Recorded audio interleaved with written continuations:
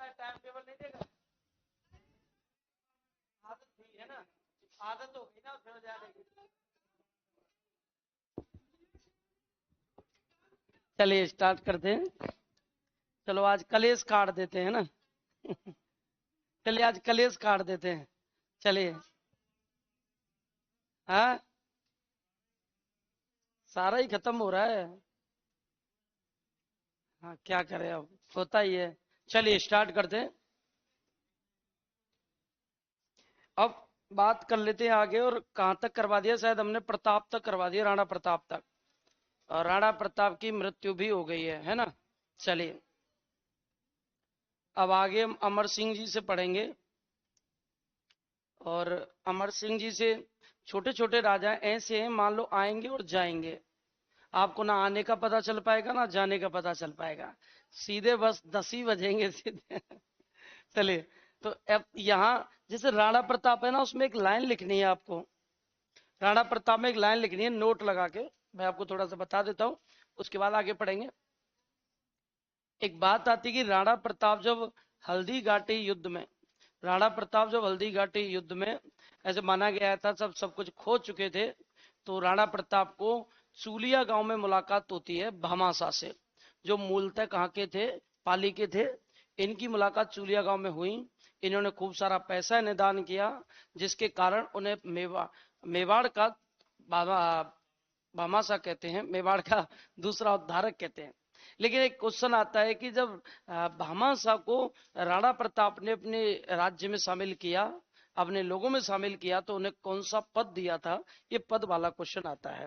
तो सबसे मेन बात है राणा प्रताप को, हाँ हाँ, मुझे ऐसे ही लग रहा है कि लिखना है, राणा प्रताप को आर्थिक सहायता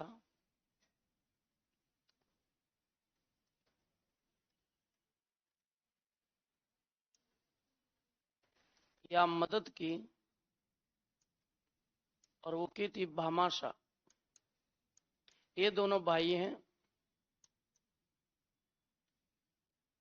भामाशाह और ताराचंद।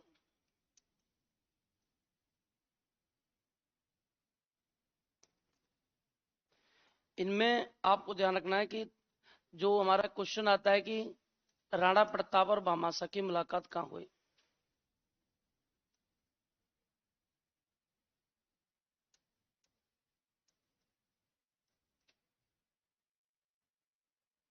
भामाशाह की मुलाकात कहाँ हुई?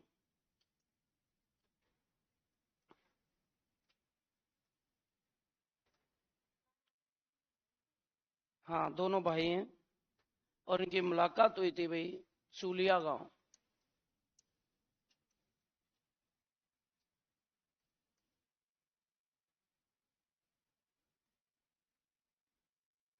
चूलिया गांव पाली में। सबसे इंपॉर्टेंट बात है, भामाशाह को रिलेटेड हमारा एक क्वेश्चन आता है, ये मूलतः कहाँ के थे, ये मूल निवासी कहाँ के थे? तो भामाशाह का मूल निवास था पाली। इनकी जाति भी ओसवाल थी। हाँ, और इन्हें पद कौन सा दिया? इन्हें राणा प्रताप ने पद दिया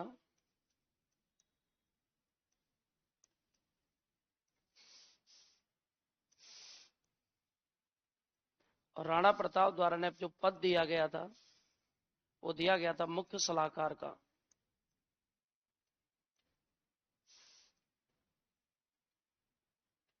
इन्हें एक पद दिया गया था मुख्य सलाहकार का। सबसे इंपॉर्टेंट बात है, मुख्य सलाहकार का जो पद दिया गया है, तो मैं आपसे कहूं कि मुख्य सलाहकार पे पहले कौन सा व्यक्ति था, कि राणा प्रताप ने किस व्यक्ति को हटाकर भामाशाह को मुख्य सलाहकार बनाया था? तो महाशानी रामा को। अभी लिखाऊंगा, इसको लिख लो।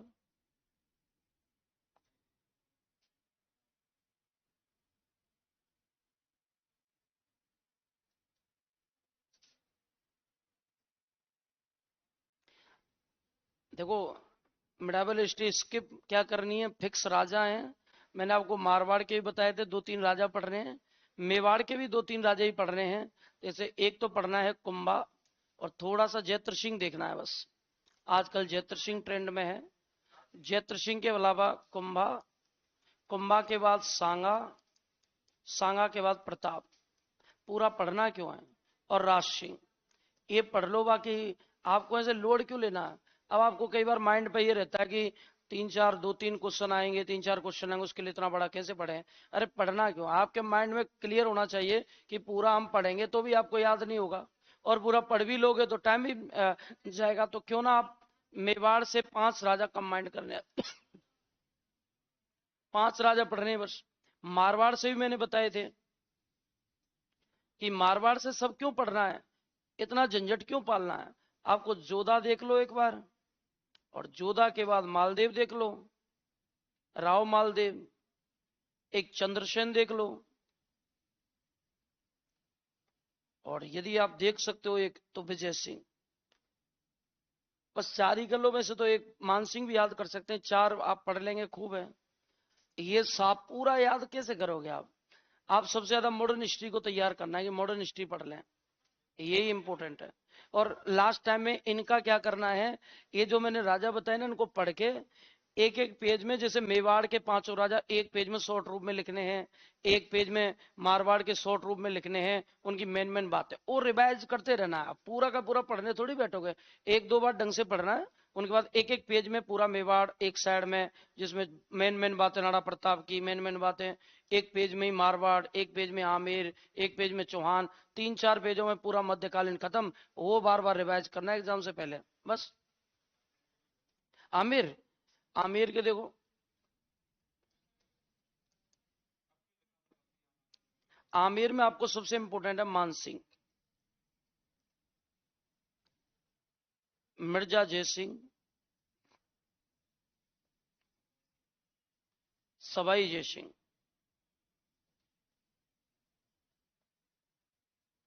और प्रताप सिंह। बस ये आमिर के हैं। प्रत्याहार तो है ही वैसे भी छोटा, प्रत्याहार तो है ही पूरे 2 पेजों में, प्रत्याहार तो है ही पूरा 2-3 पेजों में। अगर प्रत्याहार की बात करें, कक्कुक, मंडोर में से तो कक्कुक, और भीनमाल में से नागवट दोनों, नागवट फर्स्ट भी और नागवट सेकंड भी, एक बत्सराज और मेहरभोज, ये हैं ही छोटे छोटे।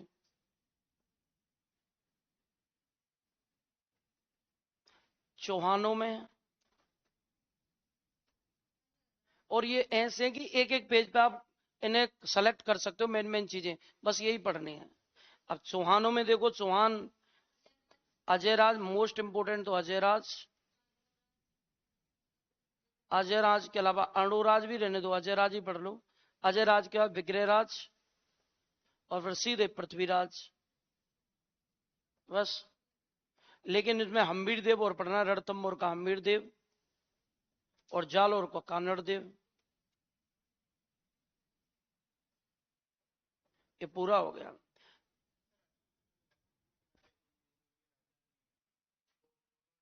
क्रम है, क्रम एक बार लिख लेना सामने। वैसे भी क्रम ज्यादातर चौहानों का और प्रतिहारों का आ रहा है। चौहान हो गए, प्रतिहार हो गए, मेवाड़ वालों का तो क्रम बहुत कम आ रहा है। तो क्रम क्या है, एक बार मैंने आपको लिखवा भी रखे हैं सबके, तो क्रम एक बार देख लेना। बाकी मैटर यदि पढ़ना है तो उनको एक एक पेज पर सेलेक्ट कर लेना, एक एक पेज पर। अभी टाइम है, पढ़ते हो कंटिन्यू, आप पढ़ रहे हो तो कंटिन्यू पढ़ रहे हो, उस टाइम आपका शॉर्ट पॉइंट भी तैयार हो सकते हैं भाई। एक पेज में इन्हें सेलेक्ट कर सकते हो, उसके बाद झंझट ही खत्म। क्योंकि बाद में बनाओगे तो आपकी हैबिट चली जाएगी, और फिर क्या है कि थोड़ा टाइम भी हो जाएगा, फिर शायद बना भी नहीं पाओ। अभी आप पढ़ते चल रहे हो तो आपको पता है कहाँ कहाँ इंपॉर्टेंट है, और आपने हाईलाइट भी कर रखे होंगे, तो अभी आप बन भी जाएंगे। कि एक पेज में अभी मेहनत कर लोगे तो लास्ट टाइम में नहीं करनी पड़ेगी।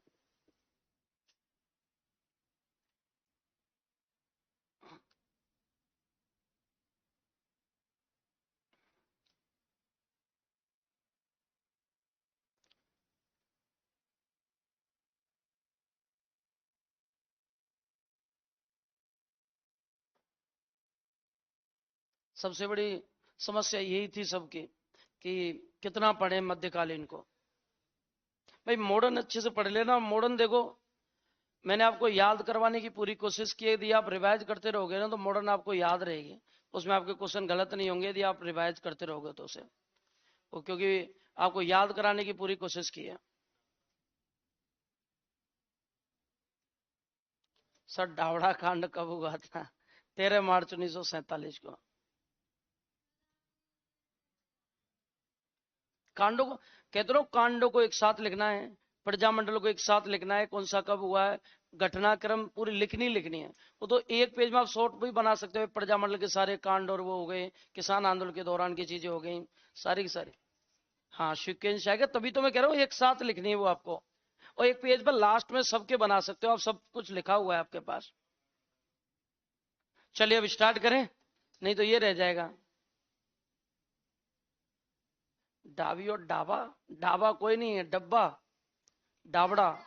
डाबी और डाबड़ा दोनों लगे, डाबी बूंदी से है और डाबड़ा मारवाड़ में है। अभी डाबड़ी और डाबा ही चल रहा है, समय गुजर गया। चलिए अब मुझे बताएंगे, एक जो मैं आपको लिखा रहा था कि इन्होंने राणा प्रताप ने भामाशाह को कौन सा पद दिया था? मुख्य सलाहकार। लेकिन क्वेश्चन ये आता है कि राणा प्रताप ने किसको हटाकर ये पद दिया था? तो उस व्यक्ति का नाम था महासहानी रामा। उस व्यक्ति का नाम था महासहानी रामा। तो इसे नोट में लिख लो, एक बार बोल देता हूं, ऐसे करके ऐड कर लेना, नोट में लिखना। राणा प्रताप ने महासहानी रामा, राणा प्रताप ने महासहानी रामा, राणा प्रताप ने महासहानी रामा को पद से हटाकर, महासहानी रामा को पद से हटाकर,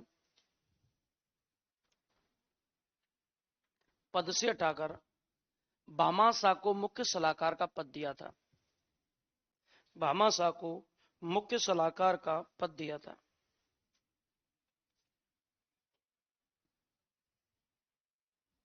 ठीक है, अब चलते हैं आगे।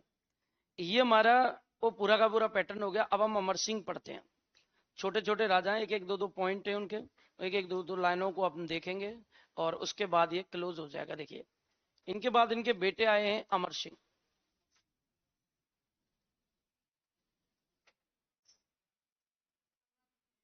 अमर सिंह फर्स्ट, इनका कार्यकाल है राणा प्रताप की मृत्यु के बाद 1597 से लेकर 1620 तक।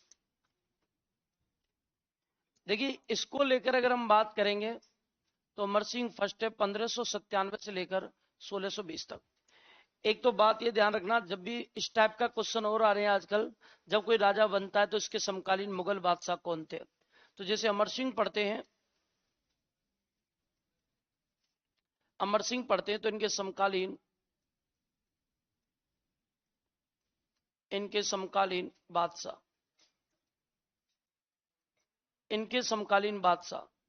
अब एक बात समझेंगे, इनके समकालीन बादशाहों की बात करें तो सबसे पहले तो इनके समकालीन बादशाह था अकबर, और सेकंड समकालीन बादशाह था जहांगीर। कार्यकाल मैच करोगे तो कार्यकाल मैच हो जाएगा। ये तो है भाई 1556 से लेकर 1605 तक अकबर, जहांगीर है 1605 से लेकर 1628 तक। ये दोनों के कार्यकाल मैच कर लो, दोनों कार्यकाल में राजा रहेंगे। 20 तक राजा रहे तो अकबर की मृत्यु हो गई थी इनके काल में। जब राणा प्रताप की मृत्यु हुई तो अकबर को यह समझ में आ गया अब चांस है मेवाड़ जीतने का, तो क्या करते, मेवाड़ को फतेह कर लेते हैं। अमर सिंह राजा है तो राणा प्रताप जैसा प्रभाव थोड़ी था, जबकि उस बावड़े को यह नहीं पता था कि हल्दी घाटी युद्ध के बाद सारे युद्ध किसने लड़े हैं, अमर सिंह ने लड़े हैं। तो अमर सिंह, अब ये भी आप मान ले कि अमर सिंह को पता था कि राणा प्रताप की मृत्यु के बाद मेवाड़ जीतने का मुगलों द्वारा पूरा प्रयास किया जाएगा, लेकिन मैं राणा प्रताप का बेटा हूं, ये कलंक अपने माथे नहीं आने दूंगा कि मेवाड़ ने सरेंडर किया तो अमर सिंह के काल में सरेंडर किया। ये कलंक मैं भी अपने माथे पर नहीं लगने दूंगा। इसलिए अकबर ने आक्रामक रुख बनाया, और अकबर ने इनके काल में, एक तो इनकी राजधानी आप ध्यान रखोगे, राजधानी थी चावड़। स्टार्टिंग में इनकी राजधानी थी चावंड। चावंड इनके काल में राजधानी रही है 1597 से लेकर 1615 तक। ये लगभग 18 साल है, 18 वर्ष, 18 वर्ष तक इनकी राजधानी चावंड रही है। दूसरी बात ये आती है, सबसे पहले इनके समकालीन बादशाह है अकबर। तो अकबर ने मेवाड़ जीतने के लिए, अकबर ने मेवाड़ जीतने के लिए अपने बेटे सलीम को भेजा। मेवाड़ अभियान पर सलीम मतलब जहांगीर को भेजा। हाँ, मेवाड़ अभियान पर भेजा 1597 में, 1599 में सलीम जहांगीर को, सलीम जहांगीर। लेकिन यह व्यक्ति इतना बेवड़ा था, इतना शराबी था, मेवाड़ में जाके भी युद्ध की वजह से शराबी पी और वहां फुल रहता था। और फुल रहने के कारण ये युद्ध की बजाय नशे में रहता था, नशा करता था, युद्ध नहीं करता था। और ये असफल हुआ और इसे वापस बुलाना पड़ गया। किसी दिन पहाड़ी वाड़ी से पूछ जाएगा तो असफल हुआ। अब ये नया बादशाह कौन बनेगा? खुद बना। अब एक मान लीजिए कि नया बादशाह जो जहांगीर बनाया, नया बादशाह बना जहांगीर, और जहांगीर ने भी इनके खिलाफ अभियान किए। और नए बादशाह जहांगीर ने मेवाड़ अभियान पर क्रम से कौन कौन से सेनापति भेजे? इन्होंने मेवाड़ अभियान पर जो अभियान पर सेनापति भेजे, मेवाड़ अभियान पर भेजे, और मेवाड़ अभियान पर भेजे, देखो पहला आता है 1605 में परवेज, जहांगीर का बेटा था, इनको ऐड कर लेना, परवेज खां। ये खाली हाथ लौटा। तो दूसरा भेजा था 1608 में महावत खां, ये भी कुछ नहीं कर पाया। इन सबको अमर सिंह ने कूटा है। 1609 में भेजा है सादुल्ला खां। लेकिन ये सारे के सारे क्या हुए हैं? असफल। ये मेवाड़ को अधीन करने में असफल हुए, क्योंकि संकटकालीन राजधानी कौन सी थी? मेवाड़ की चावंड। और चावंड से बैठकर उन्होंने पूरे मुगलों के सेनापति, उनकी सेना को भेज दिया अमर सिंह ने। जहांगीर अब मेवाड़ को सीरियस लेने लग गया, क्योंकि आप ये मान लो कि पूरा राजस्थान के सारे राजा 1570 के करीब करीब पूरी तरह से मुगलों के अधीन हो चुके हैं। लेकिन मुद्दा यह है, मेवाड़ अभी भी स्वतंत्र सांसें ले रहा है, मुगलों की जिलेलाई की फौज से बाहर है, स्वतंत्र सांसें ले रहा है। जहांगीर ने आक्रामक रुख अपनाया लगभग 1613 ईस्वी में, 1615 ईस्वी में जहांगीर ने आक्रामक रुख अपनाया, और जहांगीर ने आक्रामक रुख अपनाया और ये स्वयं मेवाड़ अभियान पर निकल गया। अब इसमें भी आपको ध्यान रखना, यदि मैं आपसे कहूं इन्होंने आक्रामक रुख अपनाया, तो जहांगीर ने कहा कि मेवाड़ जीतना बहुत जरूरी है। और जहांगीर ने क्या किया? मुगलों की सेनाएं जो दूर दराज क्षेत्रों में तैनात थी, उन सबको इन्होंने खबर भेजी कि जितने भी मुगलों के अधीन सैनिक और सेनाएं हैं, भारत के किसी भी कोने में हो, सबको आगरा उपस्थित होना है, आगरा पहुंचना किसी भी कंडीशन में, हर हाल में, जल्दी से जल्दी। तो भारत के जिन जिन राज्यों में मुगलों की सेनाएं तैनात थी, वो अपना अपना बोरिया बिस्तर गोल करके आगरा पहुंच गए। और आगरा पहुंचने के बाद उन्होंने टारगेट लिया कि हम मेवाड़ जीतने जा रहे हैं, ये अंतिम अभियान होगा, इस बार हम मेवाड़ फतेह करके रहेंगे, और इसलिए हम इतनी फौज लेकर जा रहे हैं। तो विद्वानों ने यह बताया है कि जहांगीर मेवाड़ अभियान के लिए इतनी सेना लेकर गया, उस सेना की गिनती करना मुश्किल था, उसको गिना नहीं गया, काउंटिंग नहीं हो रही थी। इतनी बड़ी सेना लेकर मेवाड़, छोटे से मेवाड़ के लिए गया। और जब मेवाड़, जब भी मुगल मेवाड़ अभियान पर जाते थे तो सबसे पहले रुक देते मैगजीन दुर्ग में। कहां ये मैगजीन दुर्ग? अजमेर। और मैगजीन दुर्ग में जहांगीर रुका, और जहांगीर ने मैगजीन दुर्ग से अजमेर के लिए प्लानिंग की, मेवाड़ के लिए प्लानिंग की, और यहां से अपने बेटे खुर्रम, और खुर्रम मतलब शाहजहां, और खुर्रम मतलब शाहजहां को आदेश दिया, शाहजहां देख बहुत टाइम हो गया, अकबर ने, बादशाह ने प्रताप के खिलाफ खूब अभियान किए, हम वहां भी असफल हुए, मैंने भी खूब अभियान करके देख लिए, मैं भी असफल हूं। मेवाड़ का राणा झुकने के लिए कभी तैयार नहीं होगा, मेवाड़ के राणा सरेंडर नहीं करेंगे कुछ भी हो जाए। तो इसलिए उन्हें मजबूर करने के लिए हमें प्लान बी काम में लेना होगा। राणा के खिलाफ यदि आप कुछ करते हो तो राणा नहीं झुकेगा। आप राणा की, मेवाड़ की जनता को बहुत ज्यादा इतना परेशान कर दो कि मेवाड़ की जनता डर जाए, खौफ पैदा कर दो, मेवाड़ की जनता को परेशान करेंगे, तब मेवाड़ का राणा झुकेगा। तो ये बताते इन्होंने आक्रामक रुख अपनाया। तो उन्होंने कहा कि कैसे परेशान करना है, जाओ और मेवाड़ के गांव गली खेत पशु जानवर जंगल सबको जलाकर राख कर दो, पूरा मेवाड़ फूंक दो। जब हर जगह मेवाड़ में राख ही राख हो जाएगी, हर जगह धुआं धुआं रहेगा, जलकर राख हो जाएगा, जब मेवाड़ ही नहीं बचेगा तो ये कहां बचेगा राणा। इसलिए जनता जब परेशान होगी तड़पेगी, उन्हें जलाएंगे हम, तब मेवाड़ी लोग इकट्ठे होकर राणा अमर सिंह को खुद ही झुकने पर मजबूर करेंगे। तो अब जब हमें सीधे काम नहीं बन रहा है तो हमें टेढ़ा काम करना होगा, जनता को जलाना होगा, जनता को परेशान करना होगा। तो खुर्रम जाता है और खुर्रम ने गांव बस्ती अनाज खेत खलियान पशुओं को जलाना स्टार्ट किया, गांव के गांव राख कर दिए जलाकर। और तब ये बताते सरदार जो थे मेवाड़ के इकट्ठे होते हैं, और मेवाड़ के सरदारों को लगा कि शायद अब मेवाड़ बचने वाला नहीं है। सीधे अमर सिंह के पास गए और कहा साहब आप मुगलों के सामने सरेंडर कर दो, नहीं तो मेवाड़ जलकर राख हो जाएगा।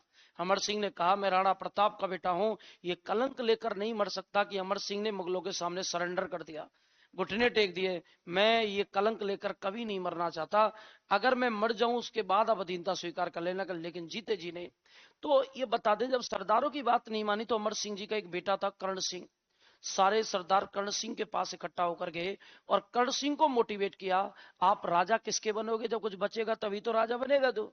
कर्ण सिंह तेरे राजा बनने से पहले तो मेवाड़ राख हो चुका होगा, मिट्टी में मिल चुका होगा। समझाओ जनता पीड़ित है, सरदार पीड़ित है, आप समझाओ अपने पिता को। तब कर्ण सिंह सारे सरदार को इकट्ठा करके ले गया और अमर सिंह को मजबूर कर दिया संधि करने के लिए। और ना चाहते अमर सिंह को संधि करनी पड़ी, जिसे कहते हैं मुगल मेवाड़ संधि।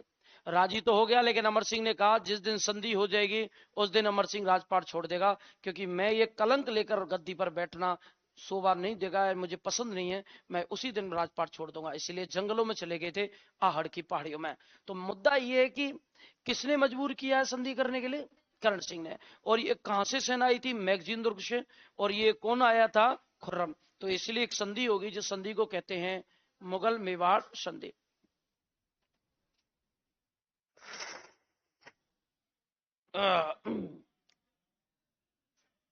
अरे बस, अरे सूखा ही, मेरे पास तो मसाला है। मुगल मेवाड़ संधि, और इतनी दूर से कौन फीलिंग लेता है, आप बता तो, आपके पास कुछ होता तो कितनी फीलिंग लेते। देखो मुगल मेवाड़ संधि है 5 फरवरी 1615 में। इस संधि की खास बात है, दो साइडों के बीच हुआ है, एक साइड में तो है मेवाड़ और एक साइड में है मुगल। लेकिन ध्यान रखना, साफ साफ कहा अमर सिंह ने, ना संधि करने जाऊंगा ना कभी मुगल दरबार में जाऊंगा, केवल फॉर्मेलिटी समझे मेरी ओर से। तो अब यहां से बात आती है, मैंने आपको देखो लिखा रखा होगा कि मेवाड़ की तरफ से कितने लोग आए थे संधि करने। एक तो शुभकर्ण, एक था हरिदास जाला, शुभकर्ण और हरिदास जाला। और मुगलों की तरफ से आए थे सीरा जी और सुंदर सास जी, सुंदरदास जी। इसमें क्या हुआ, शर्तें रखी गई थी। शर्तें क्या थी, राणा की शर्त थी कभी भी मेवाड़ का राणा मुगल दरबार में उपस्थित नहीं होगा, मेवाड़ी राजा कभी भी मुगलों से अपनी राजकुमारी की शादी करके वैवाहिक संबंध नहीं बनाएंगे, और हमें चित्तौड़गढ़ वापस मिलेगा। मुगलों की तरफ से थी हम चित्तौड़गढ़ आपको देंगे, कोई भी राणा मेवाड़ के चित्तौड़गढ़ दुर्ग की मरम्मत नहीं करवाएगा, आपको एक सेना मुगल सेवा में उपस्थित करनी होगी, जरूरत पड़ेगी तो राणा का बेटा मुगल दरबार में उपस्थित होगा। और लास्ट की शर्त थी कि कभी भी अगर जरूरत पड़ेगी, यानी जो मेवाड़ का राणा है, वो मेवाड़ का राणा, बहुत अच्छा किया, मसाला आ गया देखो। और ये बताते हैं इस दौरान इन्हें दिया गया था चित्तौड़गढ़, तो ना तो मेवाड़ वैवाहिक संबंध बनाएगा और ना ही मेवाड़ का राणा कभी उपस्थित होगा, जरूरत पड़ने पर उपस्थित कौन होगा, राजकुमार कुंवर उपस्थित होगा, यानी कि कर्ण सिंह। और ये बताते हैं एक क्वेश्चन आता है कि संधि के दौरान उपस्थित विदेशी कौन था, कि उस दौरान कौन सा विदेशी था जो उपस्थित था, सर टॉमस रो। और सर टॉमस रो ने एक लाइन बोली है कि मेवाड़ के राणा को मुगलों ने संधि से अधीन किया था, ना कि बल से, ये लाइन बोली। और ये पहली बार मुगल मेवाड़ संधि हुई। तो मेवाड़ का पहला राजा जिसने मुगलों से संधि की वो कौन है, कौन सा है भाई, तो मुगल मेवाड़ संधि कब हुई है? 5 फरवरी 1615। विदेशी कौन है? Sir Thomas Roe. बताते हैं कि इस संधि के बाद अमर सिंह ने राजपाट अपने बेटे को सौंपकर आहड़ की पहाड़ी में चले गए, जहां इनकी मृत्यु हो जाती है और उनकी छतरी भी कहां बनी हुई है? आहड़ में। इनके बाद इनका बेटा राजा बना करण सिंह। कौन सा बनेगा? इसको खत्म कर दे, एक सेकंड।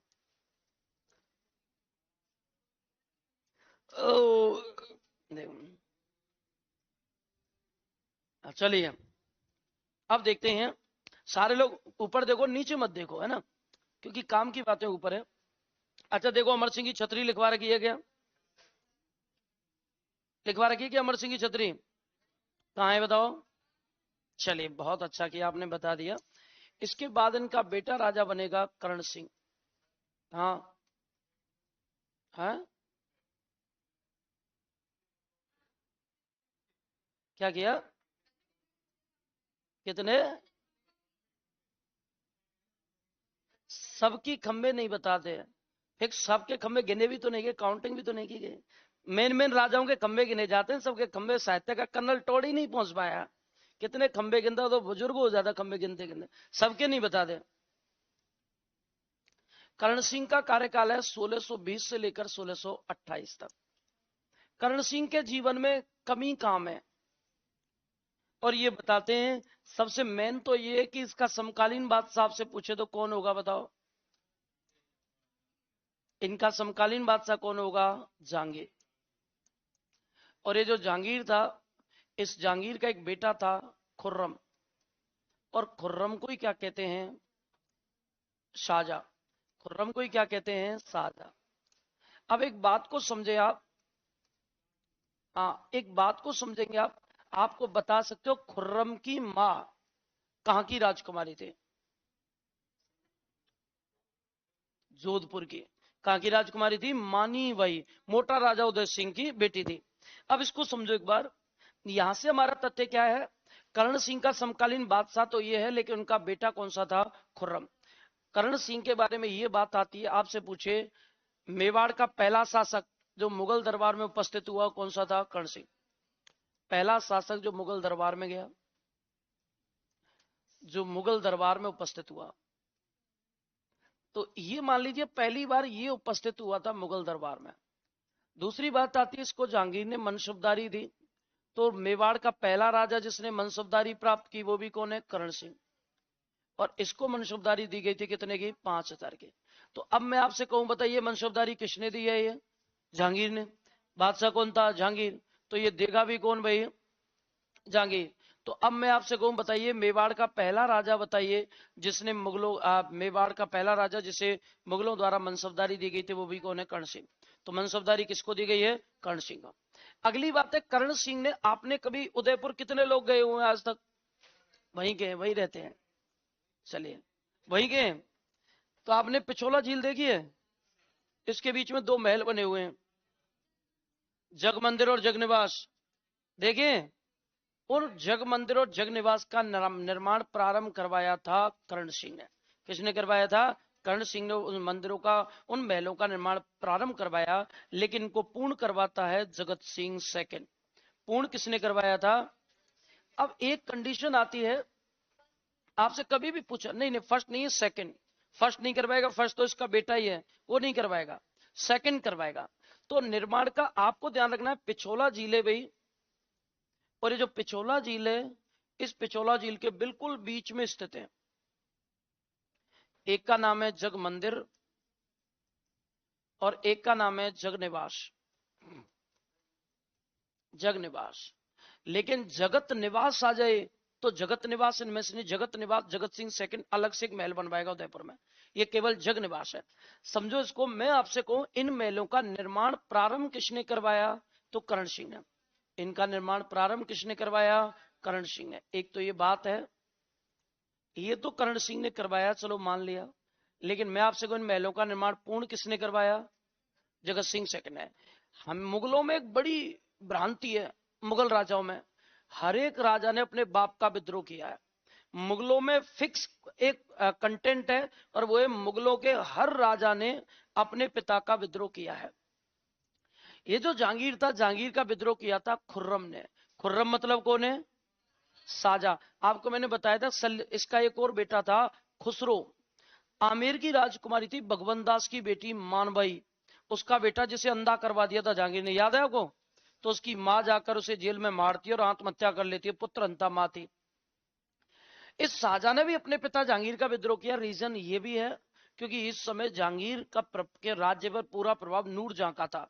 एक बादशाह होने के बाद भी एक महिला के अंडर शासन चल रहा है तो लोगों को एक्सेप्ट नहीं हो रहा था, और इसलिए खुर्रम ने विद्रोह किया। जहांगीर ने आदेश दिया खुर्रम को कैद करने का कि जाइए इसको कैद कर लो, और जब कैद करने का आदेश दिया तो खुर्रम यहां से भाग गया। और खुर्रम को जब सर्च किया जा रहा था तो खुर्रम भागकर आया था मेवाड़, और मेवाड़ के राजा कर्ण सिंह ने उन्हें कहां शरण दी थी? जगमंदिर में। कहां शरण दी थी? तो अब मैं आपसे कहूं, बताइए, जब शाहजहां ने विद्रोह किया था अपने पिता का तो वो मेवाड़ के कौन से महल में आकर रुके थे? जगमंदिर में। और उनको शरण किसने दी है? कर्ण सिंह ने। इनकी मदद से वो दक्षिण भारत चले गए थे कुछ समय के लिए। और इस शाहजहां ने जब जगमंदिर में शरण ली तो शाहजहां ने इस जगमंदिर की सुंदरता देखी और बड़े इंप्रेस हुए इससे, और जगमंदिर की सुंदरता से इंप्रेस होकर इन्हें शाहजहां को इसी महल को देखकर प्रेरणा मिली है ताजमहल निर्माण की। शाहजहां को जगमंदिर को देखकर शाहजहां को ताजमहल निर्माण की प्रेरणा मिली है इसी से। अब मैं आपसे कभी भी कहूं भाई शाहजहां को ताजमहल निर्माण की प्रेरणा किससे मिली है, तो और वो किसके काल की बात है? कर्ण सिंह के काल में। और ये बताते इन्हें दक्षिण राजस्थान दक्षिण भारत में यहां से रवाना किया था सुरक्षित। इन्होंने बाद में आकर 1628 में जहांगीर की मृत्यु के बाद इनकी बेगम थी जिसका नाम था अर्जू बंद बानो बेगम, जिसे मुमताज कहते हैं, उसके पिता आसफ खां की मदद से इन्होंने वापस से राज्य प्राप्त किया है जहांगीर ने। अब इस खुर्रम ने, शाहजहां ने। तो कर्ण सिंह की मृत्यु भी कब हो जाती है? लगभग 1628 में। अमर सिंह के बाद जितने भी राजा मेवाड़ के बने उन सबकी छतरियां आहड़ में बनाई गई हैं अमर सिंह के बाद। तो अमर सिंह के सारे राजाओं के, अमर सिंह के बाद के राजाओं की छतरियां कहां बनेगी? आहड़ में। पहली छतरी अमर सिंह की है। अमर सिंह की मृत्यु भी कहां हुई थी? आहड़ में हुई थी। ठीक है, तो इस व्यक्ति के काम क्या है? एक तो पहली बार कौन से दरबार में गया? मुगल दरबार में। पहली बार काय की प्राप्ति की है? मनसबदारी। कितनी प्राप्त की है? किससे प्राप्त की है? पिछोला झील के बीच में कितने महल हैं? 2, जगमंदिर और। अब दो चीजें का निर्माण प्रारंभ करवाने वाला तो कौन है, लेकिन पूर्ण करवाने वाला कौन है? और इस महल में कर्ण सिंह के काल में आकर कौन रुका था? और इस साझा को इस महल से काय की प्रेरणा मिली है? बस ये कर्ण सिंह है।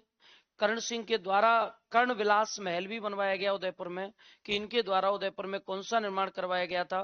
तो उदयपुर में इनके द्वारा करवाया गया था कर्ण विलास महल।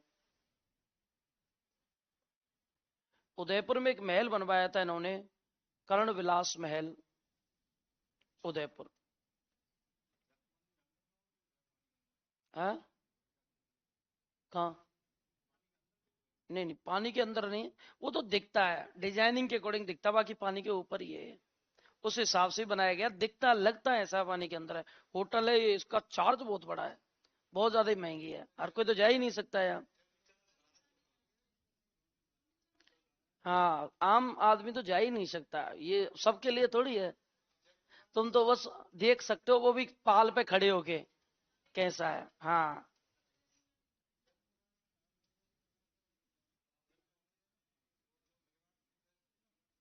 हाँ, उसके अंडर ही काम करते हैं। अब देखिए इनके बाद इनका बेटा है जगत सिंह फर्स्ट। चलो मुझे एक बात बताएंगे, मेवाड़ का पहला राजा जिसने मुगलों की अधीनता स्वीकार की, कौन सा बताओगे? अमर सिंह, करण सिंह, अमर सिंह, करण सिंह, अमर सिंह। राजा कौन सा पढ़ेंगे? अमर सिंह। सरेंडर कर दिया तो राजा का नाम तो अमर सिंह का ही आएगा। कर्ण सिंह तो जाता है, वो तो आगे की चीजों को बढ़ाता है। सरेंडर करने वाला तो पहला कौन है? अमर सिंह है। सेकंड नंबर, इनके बाद इनका बेटा राजा बनाया कौन सा? जगत सिंह फर्स्ट। मैंने आपको क्या कहा कि प्रताप के बाद छोटे छोटे राजा हैं। देखो, जगत सिंह फर्स्ट की सबसे इंपोर्टेंट बात है इनकी दायमा नौजूबाई। इनकी दायमा का नाम है नौजूबाई। अच्छा बताओ, पन्ना दाय किसकी दायमा थी? किसकी? ठीक है, इनकी दायबा है नौजूबाई। और जो नौजू भाई है ना, इनके लिए इन्होंने मंदिर बनवाया था दाई माँ का मंदिर। राजस्थान में दाई माँ का मंदिर कहाँ है? तो उदयपुर में। राजस्थान में दाई माँ का मंदिर कहाँ है? उदयपुर में। तो इनके लिए निर्माण करवाया,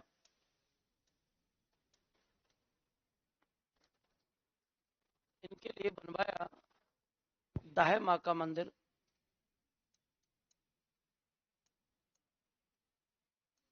और ये बात आपको ध्यान रखना है, दाई माँ का मंदिर कहाँ है? तो ये उदयपुर में है। लेकिन मान लो आपसे ऐसे ना पूछकर आपसे कहे बताइए मंदिर नहीं है, आप तो दाई माँ की छतरी बताओ कहाँ है? तो जोधपुर में। बिल्कुल। नहीं नहीं, वो जोधपुर के हैं, अजीत सिंह की दाई माँ। अब ये दोनों एक साथ क्यों लिखे, आप दोनों में अंतर कर पाओगे? दाई माँ के नाम से मंदिर तो कहाँ है? उदयपुर में। और दाई माँ की छतरी कहाँ है? जोधपुर में। जगत सिंह की खास बात, सबसे इंपॉर्टेंट बात कौन सी है? आप कभी उदयपुर जाओगे तो मेन सिटी में एक मंदिर बना हुआ, जगदीश मंदिर, जिसे सपनों का मंदिर कहते हैं। उस जगदीश मंदिर का निर्माण इन्होंने ही करवाया था। तो इन्होंने निर्माण करवाया था जगदीश मंदिर का। जगदीश मंदिर। एक बात आप ध्यान रखोगे, जगदीश मंदिर का इन्होंने निर्माण करवाया, और ये जगदीश मंदिर भी उदयपुर में है। और इस जगदीश मंदिर की खासियत है, इसके शिल्पी वास्तुकार कौन थे, डिजाइन किसने तैयार की? तो इनके जो वास्तुकार है ना, वो वास्तुकार आप ध्यान रखेंगे, अर्जुन, बाणा, सुथार।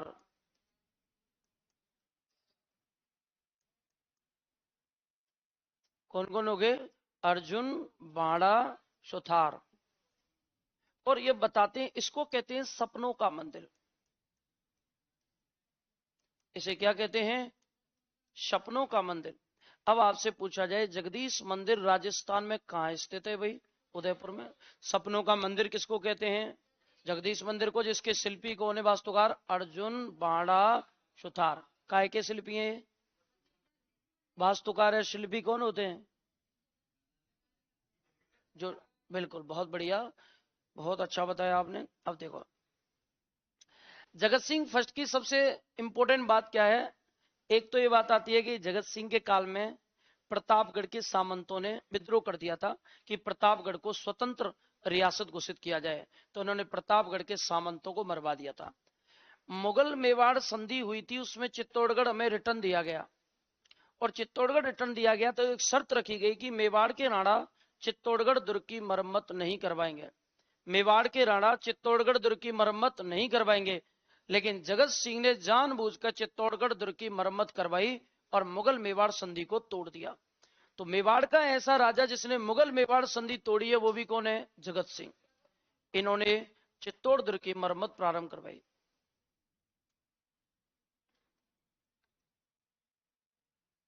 इन्होंने चित्तौड़ दुर्ग की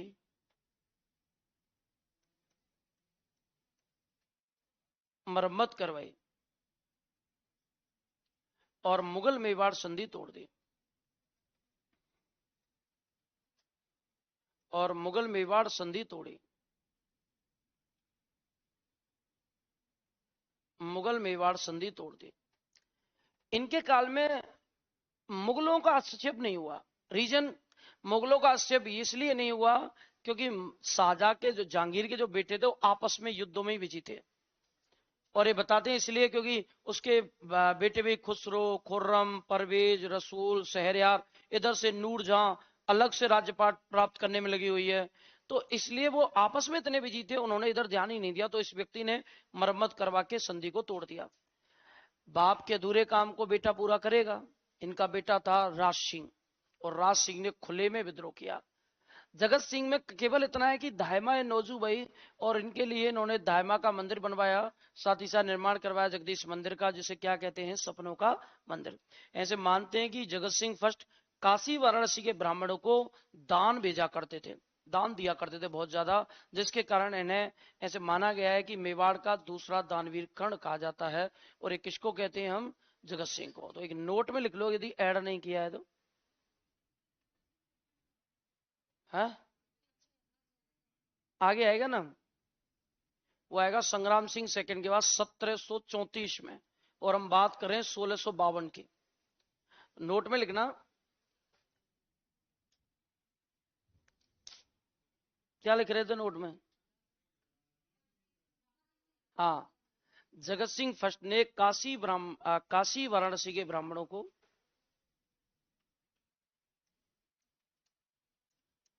दान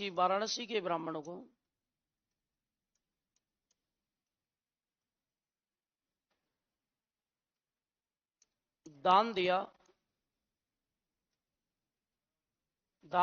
काशी वाराणसी के ब्राह्मणों को दान दिया, इसलिए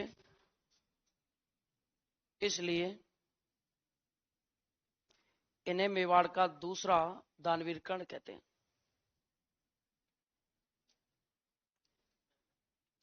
पहला भामाशा हो गया ना? नहीं, मेवाड़ का, ऑल ओवर मेवाड़ हम पढ़ते हैं ना। फिर दूसरा दानवीर, मेवाड़ का दूसरा दानवीर कर्ण कहते हैं। तो पहला कौन है? भामाशा। तो जगह हो तो पहला भामाशा लिख लो, कहीं माइंड से निकल जाए। अच्छा, भामाशा महाराणा प्रताप को देने वाला आर्थिक सहायता, हाँ भामाशा ही था। अच्छा मुझे बताओ, समझ में तो आ रहे हैं लिखे हुए आपको नोट्स में जो जो लिखा हुआ है? ठीक है, चलिए अब यहां से राज सिंह की बात आएगी। और राज सिंह में हमें क्या पढ़ना है? हमेशा ही ध्यान रखना, जब हम इनको पढ़ते हैं ना मध्यकालीन को, मध्यकालीन हमेशा ऐसे ही पढ़ना चाहिए, क्योंकि लिखने में टाइम वेस्ट होता है, बस सुन नहीं पाते।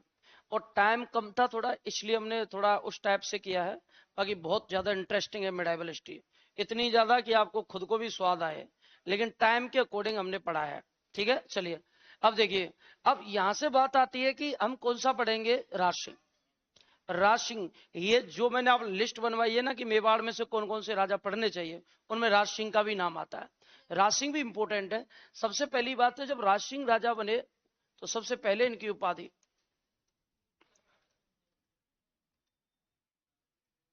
ताराचंद है ना, उसका भाई है ना भामाशाह का, लिखवा रखा है देखो, कि दोनों ने आर्थिक सहायता की थी राणा प्रताप की, दोनों लिखवा रखे हैं। लेकिन मैं मेन जो व्यक्ति था बड़ा भाई भामाशाही था, इसलिए ताराचंद को साइड कर देते हैं। देखिए उपाधि है यहाँ, इनको कहा जाता है विजय कटकातु। विजय कटकातु होता है ऐसा व्यक्ति जो बातों से विजित कर ले लोगों को। ऐसा व्यक्ति जिसे किसी के साथ 10 मिनट छोड़ दें तो वो व्यक्ति बातों से उसे जीत ले, उसके मन और दिल को मोहित कर ले। तो बाचाल बाक पड़ता में निपुणता, उसे पता है कि कब कौन सी बात किसको बोलनी है और कौन सी बात किस व्यक्ति पे कितना इफेक्ट डालेगी। ऐसा व्यक्ति जो बातूनी इतना था कि वो बातों से लोगों को इंप्रेस कर लिया था। और इसलिए इसकी बाक पड़ता के कारण इसको नाम दिया जाता है विजय कटकातु। बाक पड़ता के कारण, बाघ पड़ता के कारण ये बताते हैं कि इसको विजय कटकातु कहते हैं। दूसरा इंपॉर्टेंट फैक्ट क्या है? इसे कहते हैं हाइड्रोफोलिक शासक। हाइड्रोलिक और हाइड्रोफोलिक दोनों ही कहते हैं। हाइड्रोलिक या हाइड्रोफोलिक या झील निर्माता, या झील निर्माता शासक।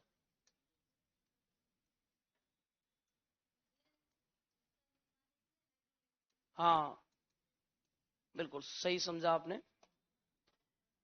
राज सिंह में से किस टाइप का क्वेश्चन आता है? राज सिंह में से क्वेश्चन आता है इनके दरबारियों का, इनके काल में लिखी गई किताबों का, सबसे ज्यादा राज सिंह का। या फिर आता है औरंगजेब से इसके संबंध कैसे थे। एक तो बात ये ध्यान रखना आप, इनके संबंध में बात करें तो इनकी एक रानी थी राम रसदे। इनकी एक रानी थी, रानी का नाम था राम रसदे। और रानी जो राम रसदे थी ना, इस रानी के बारे में बात करें तो रानी राम रसदे ने निर्माण करवाई थी त्रिमुखी बावड़ी। इसने क्या बनवाई थी? त्रिमुखी बावड़ी बनवाई थी। और जो त्रिमुखी बावड़ी थी ये उदयपुर में, ये कहाँ स्थित है भाई? उदयपुर में। उदयपुर में त्रिमुखी बावड़ी बनवाई। अब एक बात समझेंगे, यहां राज सिंह को हम पढ़ते हैं तो मैंने आपको बताया दो तीन चीजें राज सिंह की जो याद करनी है। पहली बात तो यह है कि राज सिंह के दरबार में विद्वान कौन कौन रहते थे। राज सिंह के दरबारी विद्वान।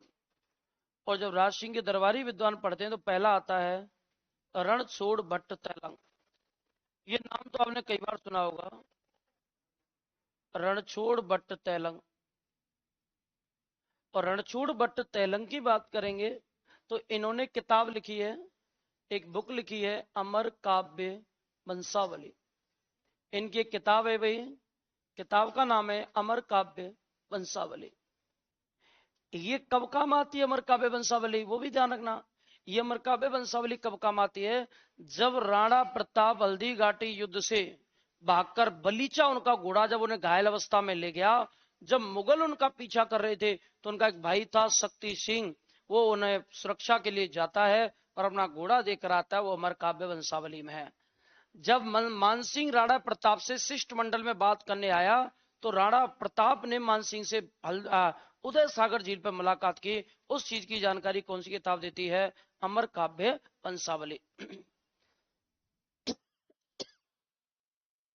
इनका जो दूसरा, अब रणछोड़ भट्ट है ना, ये मान लीजिए अब कोई इंपोर्टेंट नहीं है रणछोड़ भट्ट आजकल के टाइप पेपर में। अब क्या इंपोर्टेंट है,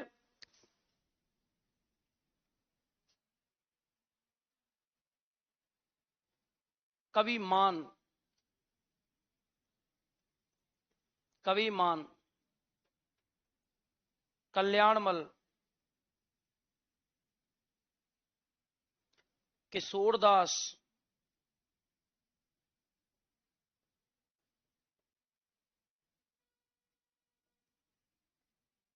सदाशिव, ये इनके दरबारी हैं।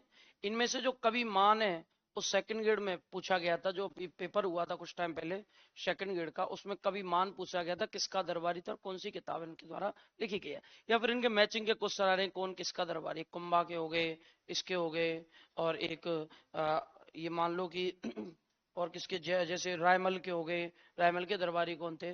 तो देखिए कवि मान जो है इनके द्वारा लिखी गई है किताब राजविलास। कवि मान ने जो किताब लिखी है वो लिखी है राजविलास।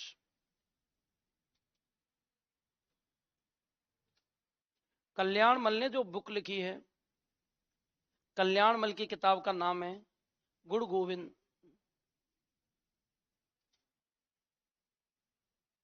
गुण गोविंद। किशोर दास की जो किताब है ये है राज प्रकाश।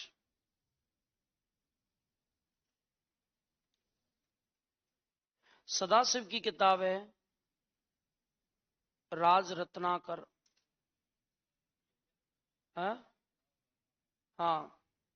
और छठवा जो है वो है गिरधर आसिया। गिरधर आसिया, और गिरधर आसिया की किताब है सगत रासो। गिरधर आसिया की किताब है सगत रासो।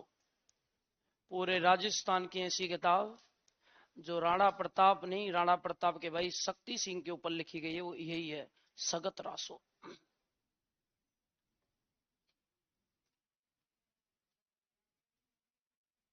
कल्याणमल की गुण गोविंद।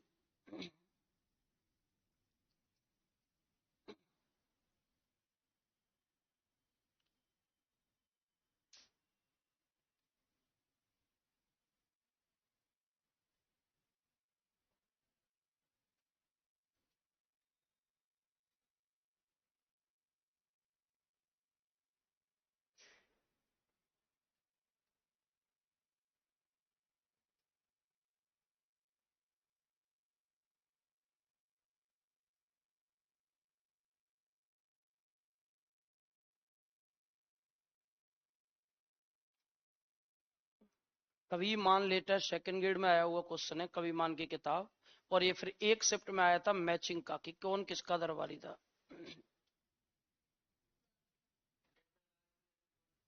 सगत रासो।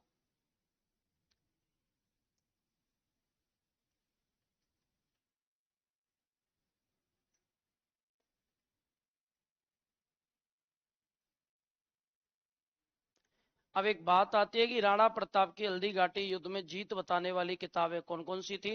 एक राज रत्नाकर है और राज प्रकाश है। एकमात्र राणा प्रताप के भाई शक्ति सिंह पर लिखी गई किताब कौन सी है? शगत राशो। कौन सी है?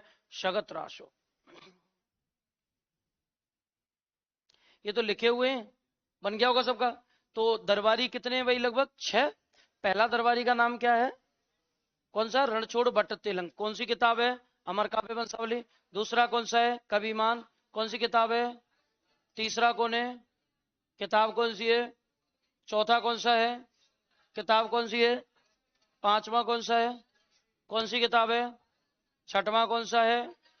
कौन सी किताब है? सगत रासो। तो एक नोट लगाएंगे नीचे, इनमें नोट में नीचे एक ऐड करना है। नहीं है ना जगह? नहीं है जगह, तो शेष वाक कहीं दूसरी जगह ले जाओ। ऐसे लिखना, हल्दी घाटी युद्ध में राणा प्रताप की विजय बताने वाली किताबें, पुस्तकें।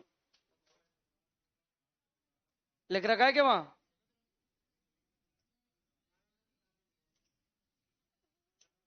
नहीं, यहां लिखना है आपको, हल्दी घाटी युद्ध में राणा प्रताप की विजय बताने वाली पुस्तकें।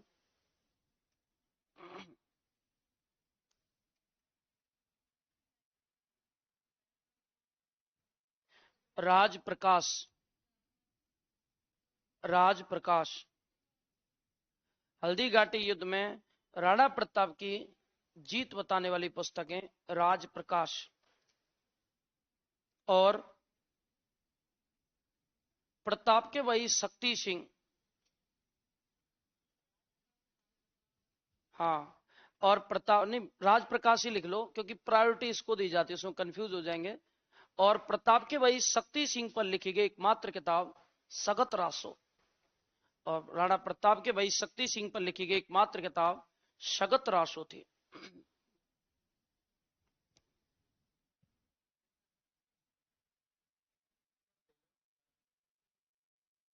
वो झील पर है, वो ग्रंथ नहीं है, वो प्रशस्ति है वो।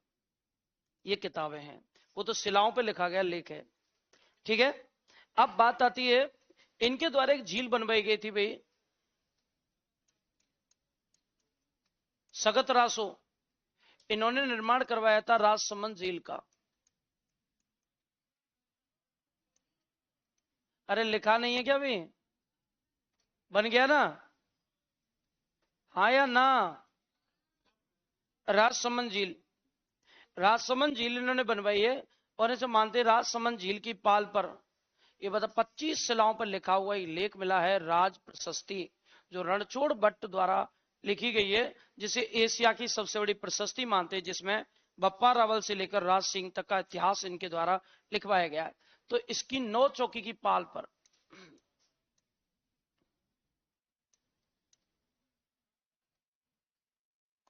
इनकी 9 चौकी की पाल पर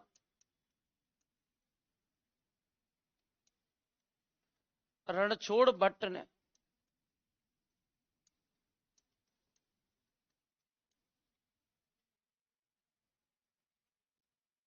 लिखी राज प्रशस्ति, यानी रणछोड़ भट्ट ने राज प्रशस्ति लिखी है।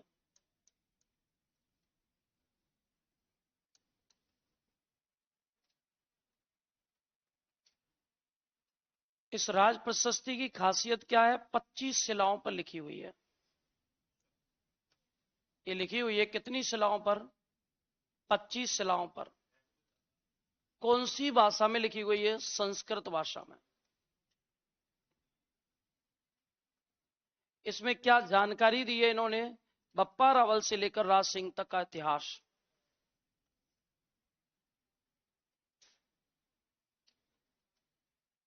इसमें बप्पा रावल से राज सिंह तक का इतिहास। इसे कहते हैं एशिया की सबसे बड़ी प्रशस्ति, मानते हैं कि यह एशिया की सबसे बड़ी क्या है भाई? प्रशस्ति।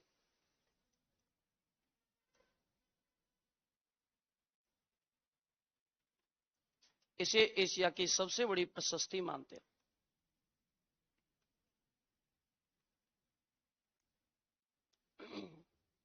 एशिया की सबसे बड़ी प्रशस्ति।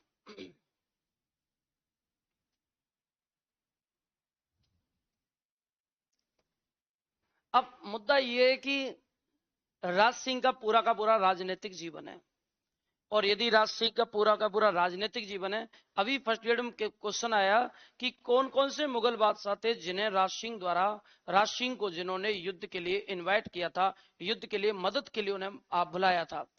ऐसे मुगल बादशाह जिन्होंने राज सिंह को युद्ध के लिए अपनी ओर से लड़ने के लिए इनविटेशन दिया, कौन कौन से राजा थे मुगलों के। तो इस टाइप का क्वेश्चन भी आया। इसका तभी सॉल्यूशन कर सकते हो जब आपको पता चले कि इनके समकालीन राजा कौन कौन से थे, नहीं तो आप सोल्व भी नहीं कर पाओगे। अब यहां सबसे पहली बात आती है, इनका समकालीन स्टार्टिंग में बादशाह कौन था। इनका स्टार्टिंग में समकालीन बादशाह था शाहजहां। बादशाह कौन हो गया भाई, शाहजहां। और शाहजहां ने क्या किया, इनको 5,000 की मनसबदारी दी थी। इसने राज सिंह को 5,000 की मनसबदारी दी, 5,000 की मनसबदारी दी। मतलब ये मान लीजिए कि शाहजहां द्वारा राज सिंह को एक सम्मान दिया गया था। कितने की मनसबदारी दी गई है, कितने की मनसबदारी है, 5,000। मतलब राज सिंह को मनसबदारी प्राप्त हुई है, श्योर है। लेकिन ये ध्यान रखना है, इसके पिता जगत सिंह ने पहली बार कौन सी संधि तोड़ी है। इस व्यक्ति ने उस काम को कंटिन्यू किया और चित्तौड़ दुर्ग की मरम्मत और ज्यादा करवाई, जिस पर शाहजहां ने 30,000 सैनिक लेकर मेवाड़ भेजा था सादुल्ला खां को और पूरा चित्तौड़गढ़ फुड़वा दिया था। तो शाहजहां के काल में इनके ये दो टॉप पॉइंट पढ़ने होते हैं। राज सिंह ने चित्तौड़गढ़ दुर्ग की मरम्मत को जारी रखा, चित्तौड़ दुर्ग की जो मरम्मत थी उसे जारी रखा, दुर्ग की मरम्मत जारी रखी, जारी रखा, जिसके कारण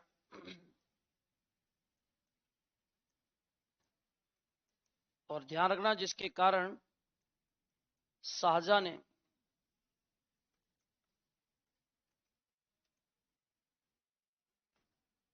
सादुल्ला खां के नेतृत्व में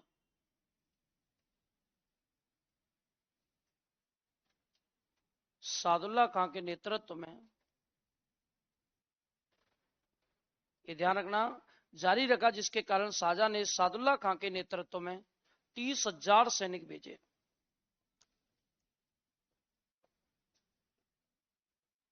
सैनिक भेजे जिन्होंने दुर्ग को फोड़ा। क्या हुआ, देखो बात ऐसी है, हमेशा आपके सबसे रिलेशन अच्छे रहे फिक्स थोड़ी है। आज मनसबदारी दी, कल ही खोपड़ी फूट गई कल ही ईंट चल गई तो कोई भी किसी के भी कभी भी ईंट फेंक सकता है। तो सेम इनके साथ ऐसा ही था कि शुरुआत में इनका रिलेशन अच्छा था, लेकिन बाद में इन्होंने मरम्मत, बाद में पता चला ना मरम्मत करवा रहे हैं, तब फुड़वाया। तो सबके साथ सब टाइम रिलेशन एक जैसे रहे जरूरी तो नहीं है। इसलिए कहा जाता है कि यदि आपका बहुत कोई घनिष्ठ है तो उसको इतना ही बताओ अपने बारे में जितना उसे जानना जरूरी है। क्योंकि आज रिलेशन बहुत अच्छे, आप भावनाओं में बहके सब बता देते हो, उतना ही बताना है। कब किसके रिलेशन किससे खराब हो जाए, किस मिनट विद ना आ जाए रिलेशन में, कोई पता नहीं है। इसलिए जिसको जितना जानना जरूरी है आपके बारे में उतना ही जानना चाहिए। समझ गए ना। ये 9:05 पे बताइए, इतनी इंपॉर्टेंट बात सुबह सुबह बताता हूँ, देखो। हाँ तो चलिए 9:05 पे बताइए। अब देखते हैं इसको लेकर आएंगे। देखिए अब बात ये आती है कि जो शाहजहां है ना, इस शाहजहां के पुत्र मतलब बेटे हैं, भर गया, नहीं लिखना नहीं, वो सब कुछ लिखा हुआ हो तो आगे। क्या लिखा हुआ है, शाहजहां के बेटे नहीं लिखा हुआ। अरे रुक जाओ, पहले बोलने दो मुझे, फिर पता चलेगा लिखा हुआ है। देखिए 30,000 सैनिक भेजे और शाहजहां ने चंद्रवान नाम का सेनापति संधि के लिए भेजा। इसको मत लिखो, ये पेपर में नहीं आएगा ये। हाँ, संधि के लिए भेजा। हाँ हाँ। अब आप देखो, कल L1 का रिजल्ट आया है, 11 क्वेश्चन डिलीट है उसमें। आप 150 क्वेश्चन में से 11 क्वेश्चन तो ऐसे बताएं जो डिलीट करने पड़े हैं। फिर किस टाइप का पेपर है? मतलब हार्ड बनाने के चक्कर में गलत बना जाते हैं कि कठिन बनाओ, कठिन में खुद ही भूल जाते हैं कौन सा आंसर है इसका।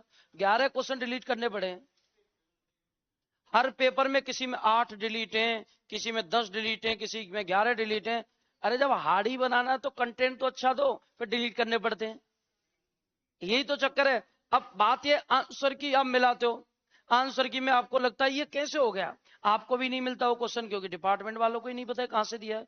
वो तो हार्ड बनाने के चक्कर में कर जाते हैं खेल, जैसे कि लगे हाँ कठिन पेपर, अगले पेपर की अच्छे से तैयारी करें, रिजल्ट आता है 11 क्वेश्चन डिलीट, जो जो कठिन थे वो सारे डिलीट हो गए। अब वही तो, इतने क्वेश्चन डिलीट करना है, इसका मतलब एक बार हार्ड बना रहे हैं तो कम से कम सही तो बनाओ। चलिए देखिए, शाहजहां के पुत्र हैं दो, चार हैं। एक का नाम है दारा, सूजा, मुराद, औरंगजेब। आपको ये मैं 2 बार पढ़ा चुका हूं, एक तो जसवंत सिंह में और मिर्जा जय सिंह में। इन दोनों में युद्ध होगा, किस किस में? दारा में होगा और औरंगजेब में। इन दोनों ने अपनी तरफ से युद्ध लड़ने के लिए खबर किसको भेजी है? राज सिंह को। राज सिंह को इनवाइट किया दारा ने, सेवा में श्रीमान राज सिंह जी आप युद्ध में मेरी तरफ से भाग लें। औरंगजेब ने भी लिखा, राणा मेरी रिक्वेस्ट है आप मेरी तरफ से भाग लें। राज सिंह मैंने क्या कहा, बड़ा माइंडेड व्यक्ति था, भाग पड़ता में निपड़ता।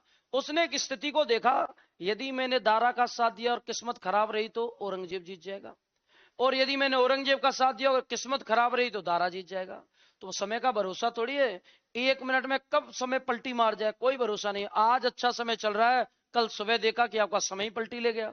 तो समय का कोई भरोसा नहीं, किस्मत का कोई भरोसा नहीं। इसलिए उसने कहा कि आई एम सॉरी दोनों के लिए, मैं लड़ने का बड़ा मूड है मेरा, ऐसे कहते लोग माहौल बनाने के लिए, बड़ा मन है कि आपके साथ लड़ूं। दोनों को एक सेम टू सेम लाइन लिखी, मेरा बड़ा मन है मैं आपके साथ लड़ूं, बड़ी इच्छा है कि मैं आपके साथ कंधे से कंधा मिलाकर लड़ूं, लेकिन आई एम सॉरी मुझे माफ कर देना। मैं टीका दौड़ करने जा रहा हूं, और टीका दौड़ राज्य में जब राजा करता है तो टीका दौड़ में कोई भी राजा अपनी सीमा से बाहर नहीं जाता, इसलिए मुझे माफ करें, मैं आपकी तरफ से भाग नहीं ले सकता, लेकिन आगे की मैं बिल्कुल ध्यान रखूंगा। आगे मुझे नहीं पता था अचानक युद्ध हो जाएगा, इसलिए आगे का मैं ध्यान रखूंगा, कभी मदद की जरूरत पड़ेगी तो मदद करूंगा। ना औरंगजेब का नेगेटिव हुआ, नहीं दारा का, बीच का इक्वल रहा। ऐसा राजा जिसने मुगल उत्तराधिकारी युद्ध में दोनों साइडों से भाग नहीं लिया, वो कौन है? औरंगजेब। और ये जब आपस में बिजी हो गए, राज सिंह ने, बहुत बढ़िया बताया आपने।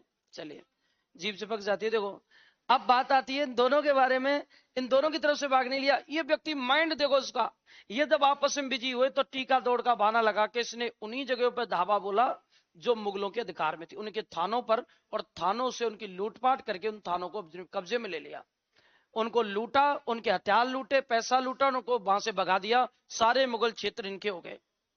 लेकिन औरंगजेब कितना खुश है, दारा का साथ नहीं दिया। दारा क्यों खुश है? औरंगजेब का साथ नहीं दिया। और राज सिंह क्यों खुश है? मैंने तो सारा का सारा मुगलों से अपने अधिकार में ले लिया। तीनों खुश।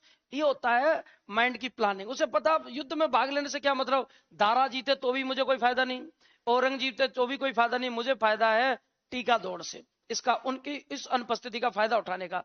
तो इसने दोनों तरफ से भाग नहीं लिया, टीका दौड़ का बहाना लगाने के कारण, और नया बादशाह बनाया।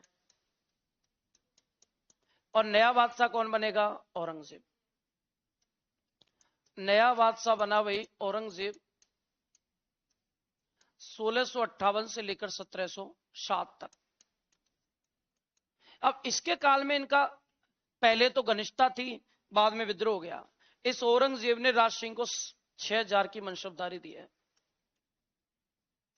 देखो लिख रहा है क्या, नहीं ये लिखो, राजस्थान का ऐसा राजा जिसकी मनसबदारी बढ़ाई गई थी, मानसिंह हो गया और राज सिंह हो गया। लेकिन मेवाड़ का पूछे तो कौन सा है?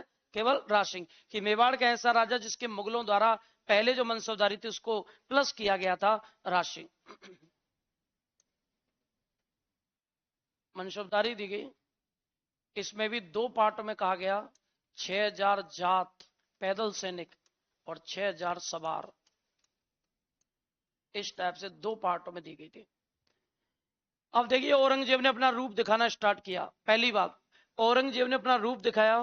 पहली कंडीशन, जो मेवाड़ है, हमारा जो राजस्थान है, इस राजस्थान में जो मेवाड़ है, मेवाड़ के राजा कौन है भाई, भूल गए ना, राज सिंह, अभी तो बताया था।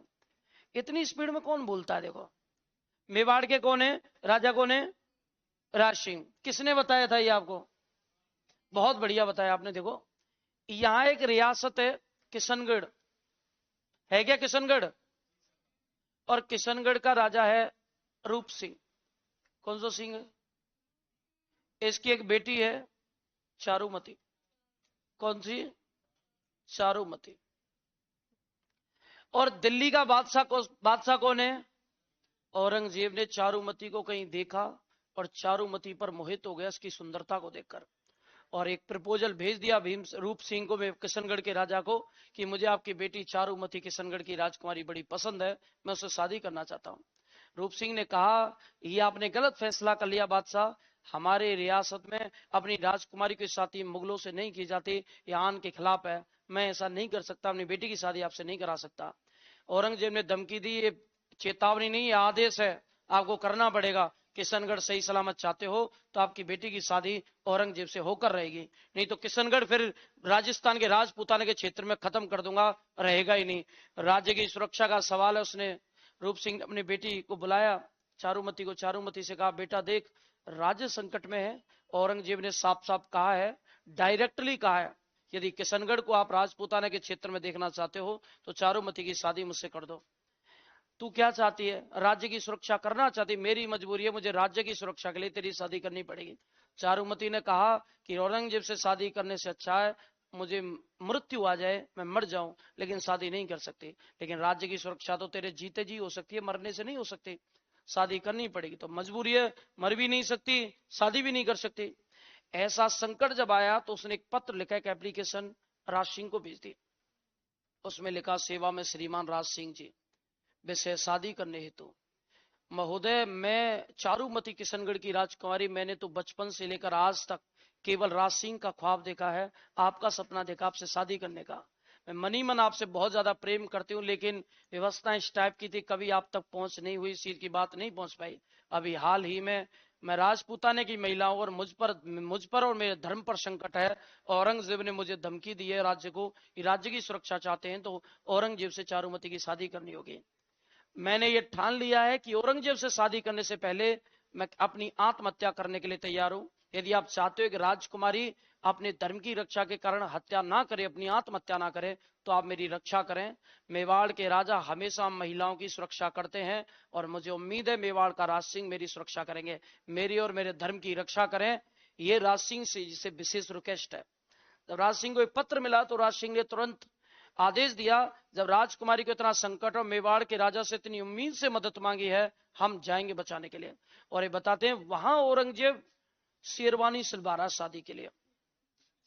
इधर शादी के 3 दिन पहले राज सिंह गए और इनसे शादी कर ली, और वो मुस्कुराते हुए कार्ड बांट रहा है औरंगजेब।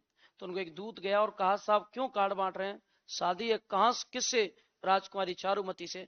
साहब 3 दिन पहले तो उनकी शादी हो गई, राज सिंह जी आपके कारण धर्म की रक्षार्थ उनसे शादी कर लिए, जिससे कि उनका धर्म परिवर्तित ना हो। गुस्से में आ गया, 2-3 चांटे दर्जी को मार दिए, जब से सिल देता तो इतना लेट क्यों होते। तो ये बताते हैं कि दौड़ता हुआ गया राज्य में और दिल्ली में आदेश दिया सैनिकों को, जाओ राज सिंह को सबक सिखा कर आओ। ऐसे कैसे हो सकता है, तो चारुमती के कारण बहुत बड़ी सेना राज सिंह को सबक सिखाने और मेवाड़ को तहस नहस करने दिल्ली से रवाना हो गई मेवाड़ की तरफ।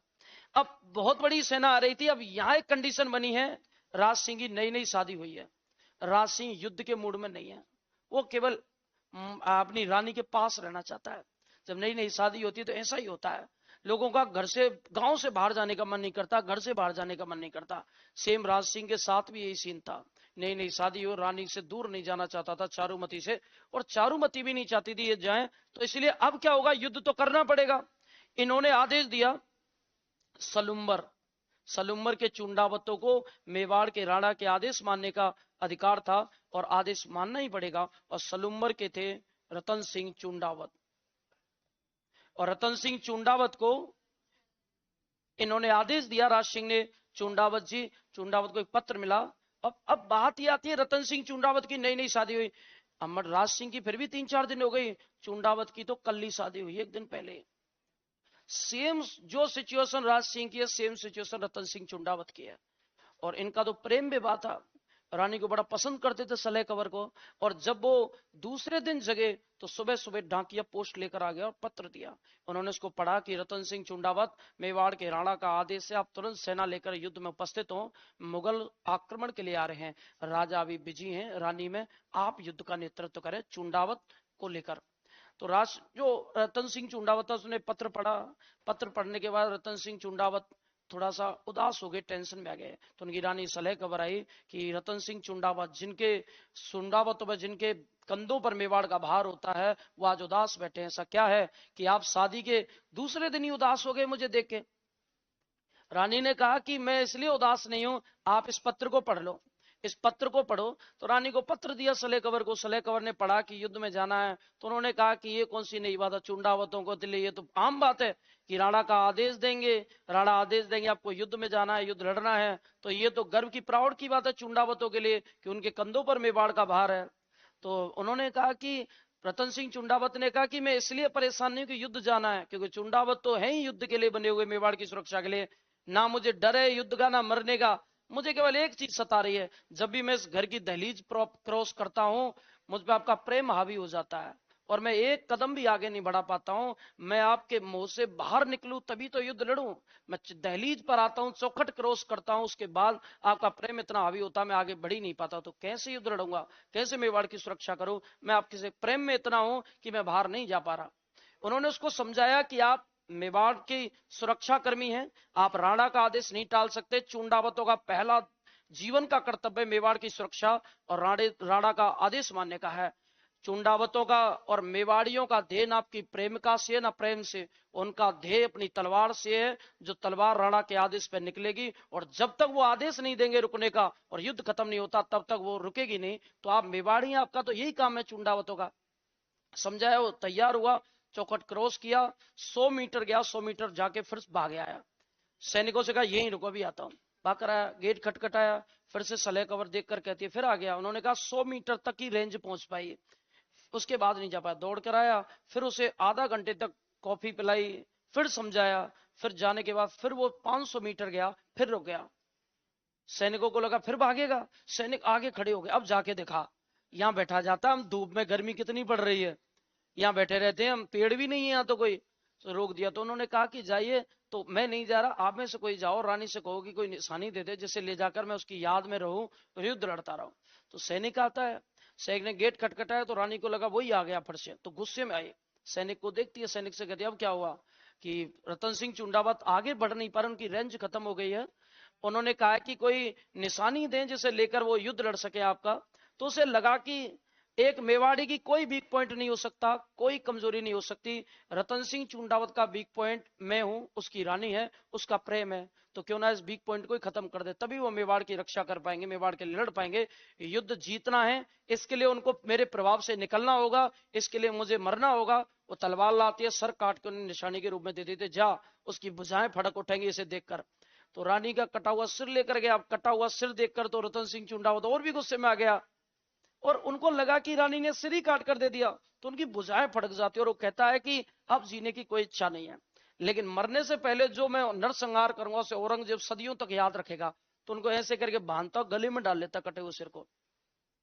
युद्ध में जाता और युद्ध में जाकर वो ऐसा रणखेद करता रतन सिंह चुंडावत, क्योंकि मुगल हालांकि हारते नहीं थे, लेकिन उस युद्ध में मुगल हारे क्योंकि अकेला रतन सिंह चुंडावत भारी पड़ गया। रीजन, रतन सिंह चुंडावत को घर नहीं लौटना था, क्योंकि घर जाने के कोई इच्छा ही नहीं बची। जिसके लिए लौटना चाहता था वो ही नहीं है, तो घर जाना नहीं है, क्योंकि अगर घर जाएगा तो सलेह कवर की याद उसे फिर से परेशान करेगी, इसलिए लौटना नहीं। वो जब वो ही नहीं रही तो जिंदा मुझे भी नहीं रहना, इसलिए वो नॉन स्टॉप अनकंट्रोल युद्ध लड़ता और इतना भयानक युद्ध हुआ, मुगल भागे। इस युद्ध में मुगल हार गए और मुगलों को भागना पड़ता, लेकिन ये खुद जिंदा नहीं बचा, खुद मर गया।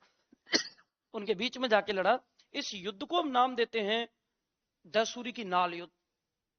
रतन सिंह चुंडावत की जो रानी, जिसने सिर काट कर निशानी के रूप में दिया, सलेह कवर, इसे हाड़ी रानी कहते हैं। चुंडावत मांगे निशानी, सिर काट दियो छत्राणी। और मेघराज मुकुल ने इनके लिए किताब लिखी है सेनानी। और ये बात ध्यान रखना, ये जो युद्ध हुआ है ना, 1660 में से कहते हैं दैसूरी की नाल युद्ध। दैसूरी की नाल युद्ध। और दैसूरी की नाल युद्ध में मैं आपसे कहूं, इस युद्ध में मुगलों को पराजित किया गया। ये युद्ध लिखवा रखा है कि देखो, नहीं लिखवा रखा ना, बहुत गलत हुआ है तुम्हारे साथ। देखो, दैसूरी की नाल युद्ध, इस टाइम पे गलत किया है इन्होंने भी, जगह भी नहीं है, है? बन गया क्या बताओ, चले आगे। क्या है? दैसूरी की नाल, ये ना, इस युद्ध को लिख लेंगे 1660 में दैसूरी की नाल युद्ध है। सेनानी मेघराज मुकुल, हाँ, दैसूरी की नाल युद्ध।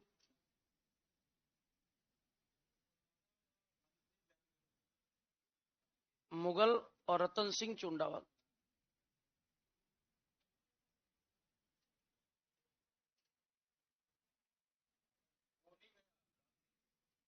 राज सिंह नहीं गया, वो क्यों जाएगा? नहीं, वो क्यों जाएंगे? अरे कैसे चला जाता मैडम को छोड़ के, कैसी बात कर रहे हो आप? देखो, ये देखिए, ऐसे ही होता था। बिल्कुल सर, बिल्कुल। हाँ। अब देखो, एक बात समझना आप, ये कंडीशन बनती है तो एक बात और आती है कि औरंगजेब ने औरंगजेब ने इनका मनसब बढ़ाया था, 5000 से बढ़ा के कितना किया था? 6000। मेघराज मुकुल,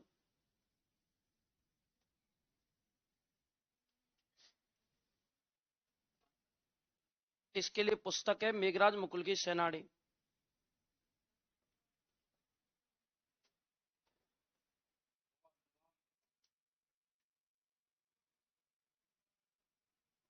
मुकुल की सेनानी।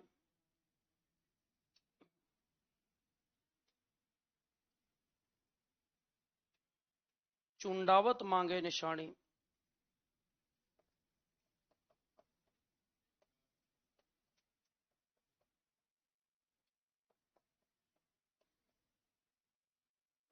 सिर काट दियो छत्राणी। चुंडावत मांगे निशानी, सिर काट दियो छत्राणी।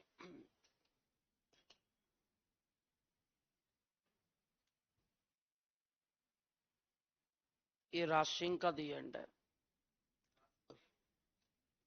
नहीं, राज सिंह का भी खत्म, इतना ही है राज सिंह भी। इनके काल में औरंगजेब के दो कृत्य हो रहे हैं। औरंगजेब ने जजिया कर लगाया था जनता पर दोबारा से, जिसका विरोध इन्होंने किया, और इसके लिए इन्होंने इंद्र सिंह झाला और बेटे को भेजा था संधि करने के लिए, कि समझाएं औरंगजेब को जजिया कर ना लगाए जनता पर, और उनका स्वागत भी किया गया था। और एक घटनाक्रम आती है कि औरंगजेब जब राजा बना, तो औरंगजेब ने राजा बनने के बाद एक मकसद लिया था जीवन का, दारुल हर्ब को दारुल इस्लाम बनाना, तो हिंदुओं के देश को इस्लाम का देश बनाना। जब उसने लोगों से कहा कि इस्लाम स्वीकार कर लें, तो लोगों ने इंटरेस्ट नहीं दिखाया, तो उन्होंने अन्य धर्म की सारी व्यवस्थाओं को खराब करने की योजना बनाई, और सबसे पहला आदेश दिया मंदिर तोड़ने का। ना मंदिर रहेंगे, ना मूर्तियां रहेंगी, और ना ही धर्म रहेगा, उसके बाद केवल इस्लाम ही इस्लाम बचेगा। तो उन्होंने मंदिर मूर्तियों को तोड़ने की घोषणा की। तो हमारे हिंदू धर्म का प्रमुख जो जगह है ना, वो मथुरा वृंदावन है, जहां आप देखोगे हर कदम पे मंदिर ही मंदिर है। तो मथुरा वृंदावन में इन्होंने मंदिर तोड़ने की घोषणा की, तो लोग वहां मंदिर तोड़ने गए। तो आपने देखा होगा मंदिरों में महंत रहा करते थे, अब भी रहते हैं, मंदिरों में ब्राह्मण रहते हैं। और महंतों ने क्या किया, औरंगजेब मंदिरों और मूर्तियों को खंडित ना कर पाए, इसलिए वो मूर्तियों को रात में लेकर निकल गए मथुरा वृंदावन से, और जगह जगह छिपते रहे अपने इष्ट देवों को खंडित होने से बचाने के लिए। और जब जगह जगह उन्हें कहीं शरण नहीं मिली, तो सीधे मेवाड़ गए, और राज सिंह से उन्होंने शरण मांगी। राज सिंह ने औरंगजेब के खिलाफ जाकर उन सारे महंतों को शरण दी, जिनमें जिनका एग्जाम्पल है श्रीनाथ जी मंदिर, नाथ द्वारा राजसमंद, वो राज सिंह ने बनवाया था उन्हीं के लिए। द्वारकाधीश कांकरोली राजसमंद, और उदयपुर में बनवाया था अंबे माता का मंदिर। तो मंदिर तोड़ता राज सिंह ने मंदिर बनवाए हैं। तो देखो, 3 मंदिर बनवा रखे, 2 लिखे हुए, कौन सा हरिद्वारा? एक अंबे माता मंदिर है उदयपुर में, एक अंबे माता मंदिर है उदयपुर में।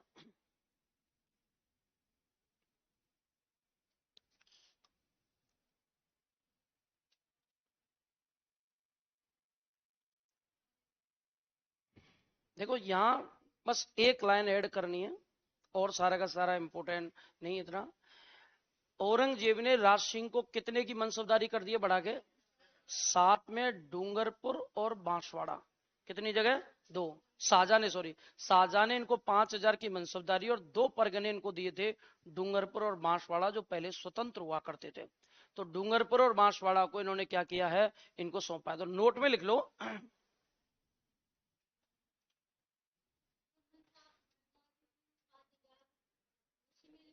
नहीं अलग से लिख लो, मैं बोल दूंगा। नोट में लिखना, शाहजहां ने राज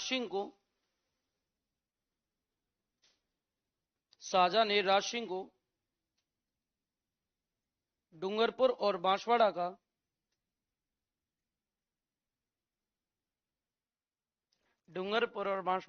परगना दिया था।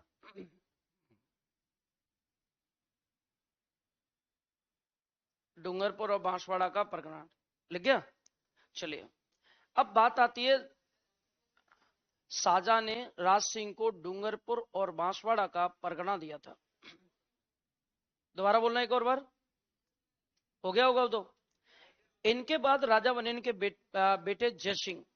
जयसिंह ने 2 ही लाइनें जयसिंह के लिए। पहली, जो औरंगजेब के काल में, राज सिंह के काल में मुगलों से विद्रोह हुआ था, उन्होंने पुनः संधि कर ली। इनके बेटे जयसिंह ने मुगलों से वापस संधि कर ली और एक झील बनवा दी थी, जयसमंद झील।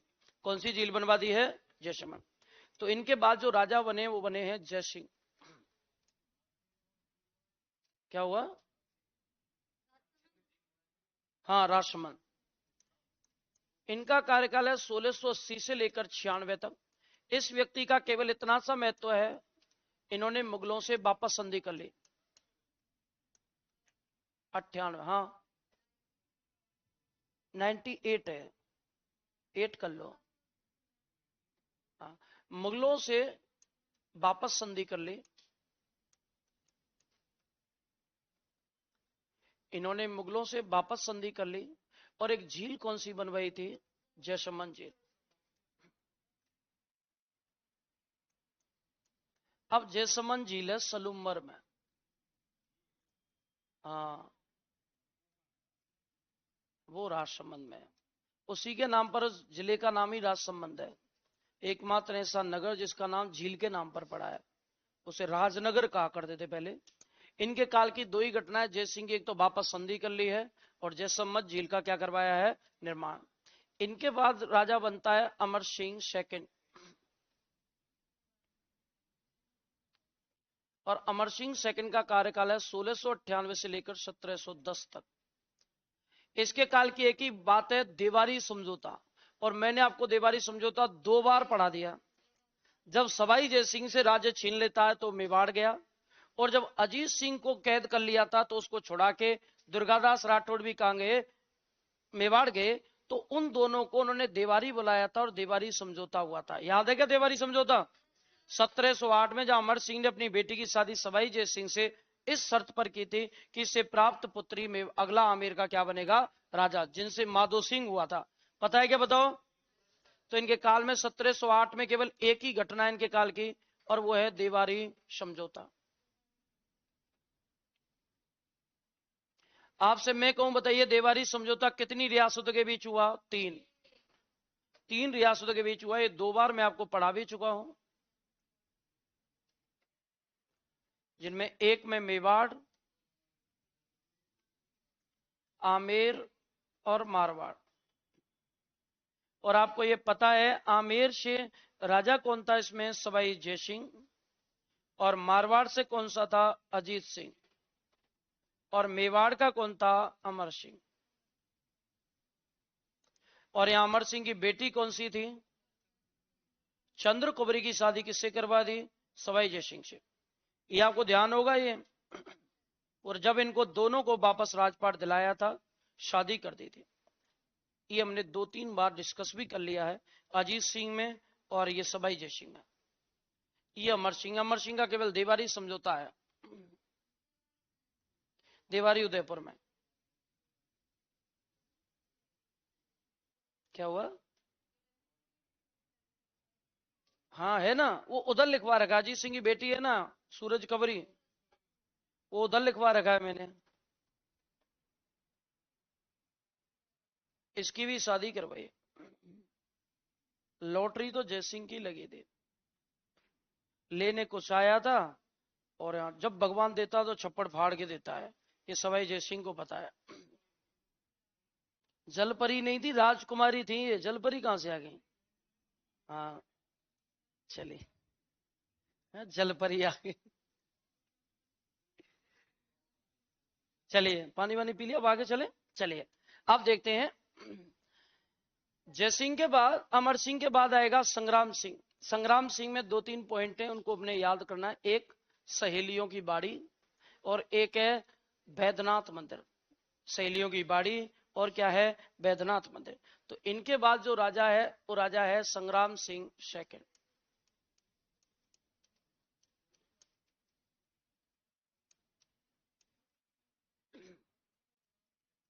1710 से लेकर 1734 तक इनका कार्यकाल है।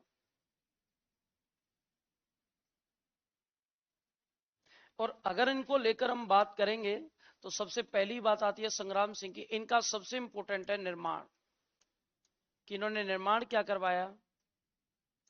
तो इनके द्वारा 2 निर्माण करवाए गए। एक तो करवाया गया है सहेलियों की बाड़ी, ये आप कभी फतेह सागर झील पर जाओगे तो वहां ये स्थित है, देखी हुई है क्या? बहुत कुछ देखा हुआ है आपने दुनिया में, देखो। हाँ सर, सहेलियां बहुत ज्यादा हैं। अच्छा दुनिया बड़ी है, चलिए मुझे लगा सहेलियां बहुत ज्यादा है। हाँ क्या है? एक ये है, सहेली नाम है। देखो डरा दिया है। सहेली कहाँ है? सहेला है, देखो देखो। तो यहाँ अगर हम बात करें, अच्छा सहेली है, अच्छा आपके लिए कह रहा है सहेली, हम तो सहेली कह रहे हैं, सहेली नहीं कह रहे झंडू चलिए देखिए, बैद्यनाथ मंदिर,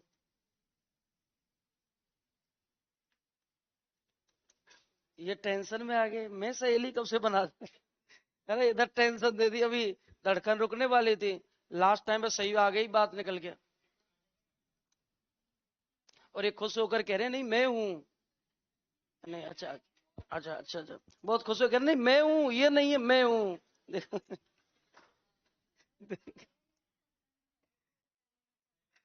देखिए, तो सहेली बोल रहे थे, इनका नाम सहेली है ना, हम सहेली कह रहे थे, तो सहेली कहता है, फिर क्यों बोला? जो रियल है वो ही बोलना है, क्यों तू नाम चेंज करने में लगा? जीभ चिपक जाती है। चलिए, वो कुछ और कहना चाह रहा था, आप टेंशन ना लें, वो कुछ और कहना चाह रहा था।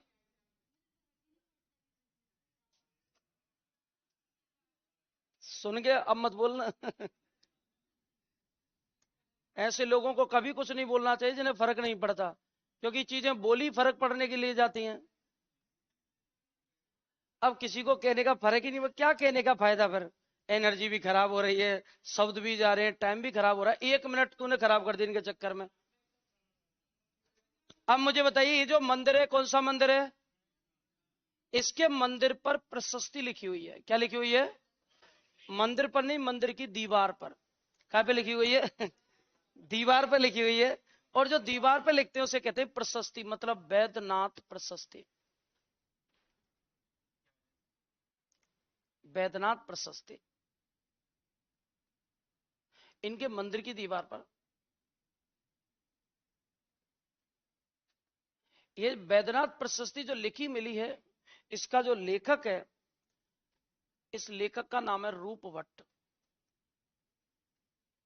कि रूपवट ने इस मंदिर की दीवार पर एक प्रशस्ति लिखी है, जिस प्रशस्ति का नाम है वैद्यनाथ प्रशस्ति। संग्राम सिंह के दो क्वेश्चन है जो आप मोस्टली आते हैं। तीसरा जो क्वेश्चन है वो ये है कि इनके काल में सबसे पहले मराठा आए थे मेवाड़ में, और ये लाइन आती है फोर्थ ग्रेड में पूछी गई है कि सबसे पहले मराठों ने कर कहां से वसूला था, तो मेवाड़ से। और किस राजा के कर काल में वसूला था? संग्राम सिंह। तो सबसे पहले राजस्थान में मराठों द्वारा वसूला गया कर कौन सी रियासत में था? मेवाड़ में। और वो किसके काल में? लिखवा रखा है क्या? देखो लिखा हुआ है ना, मराठों ने कर वसूला। वो अधीनता स्वीकार करवाने पर है। मराठों का कर, मराठों ने सबसे पहले कर वसूला इनके काल में। अब इनके द्वारा सवाई जयसिंह से गठबंधन किया गया। सवाई जयसिंह की बहन थी अमरकवरी, जिसने सबसे पहले मराठों को राजस्थान में बुलाया। सबसे पहले मराठा आए कहां थे? बूंदी में। कहां की रानी द्वारा बुलाए गए? बूंदी की रानी द्वारा। लेकिन मराठों ने सबसे पहले कर कहां वसूला है? मेवाड़ में। सवाई जयसिंह भी परेशान थे, तो सवाई जयसिंह और संग्राम सिंह ने प्लानिंग की, हम मिलकर मराठों के खिलाफ गठबंधन कर लेते हैं। सारे राजा इकट्ठे हो जाते हैं और सारे राजा इकट्ठे होकर एक गठबंधन कर लेते हैं, जिसके कारण मिलकर मराठों को पराजित करेंगे।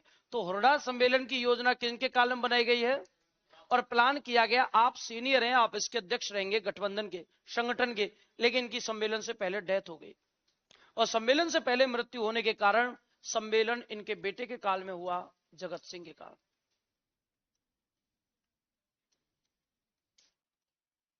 1734 से लेकर 78 तक। यही है जिसने जग मंदिर जगनिवास का निर्माण पूर्ण किया।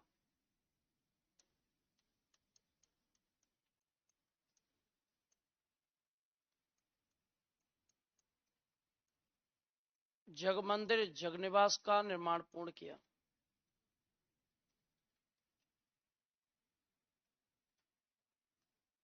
इनके द्वारा, इनका एक दरबारी है नेकराम, इनका दरबारी था नेकराम।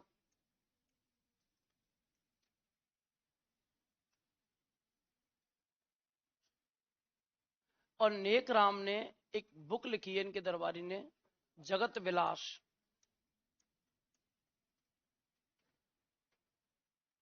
जगत विलास नाम की किताब लिखी है।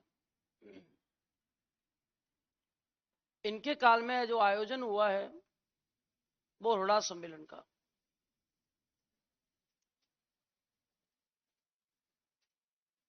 इनके काल में जो आयोजन हुआ वो आयोजन हुआ था हुरडा सम्मेलन का। हुरडा सम्मेलन मैंने 2-3 बार आपको पढ़ाया, सवाई जयसिंह में पढ़ाया था हुरडा सम्मेलन। और हुरडा सम्मेलन हुआ था 17 जुलाई। कब हुआ है भाई? 17 जुलाई 1734 को। रोड़ा नाम की जगह कहां है? भीलवाड़ा। रोड़ा नाम की जगह कहां है? भीलवाड़ा। अच्छा, आप मुझे बताइए हुरडा सम्मेलन का मकसद क्या है? मराठों को मिलकर बाहर भगाना। इनमें भाग लेने वाले राजा मैंने लिस्ट लिखवा रखी है क्या इसकी? पहले लिखवा रखी, यहां आप थोड़ा सा देख लेंगे लिस्ट को। जैसे मारवाड़ से कौन आया?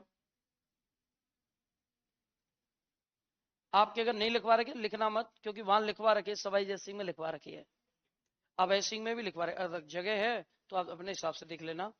इसके बाद है जयपुर। जयपुर के बाद है बीकानेर। बीकानेर के बाद है कोटा। कोटा के बाद है बूंदी। बूंदी के बाद है किशनगढ़।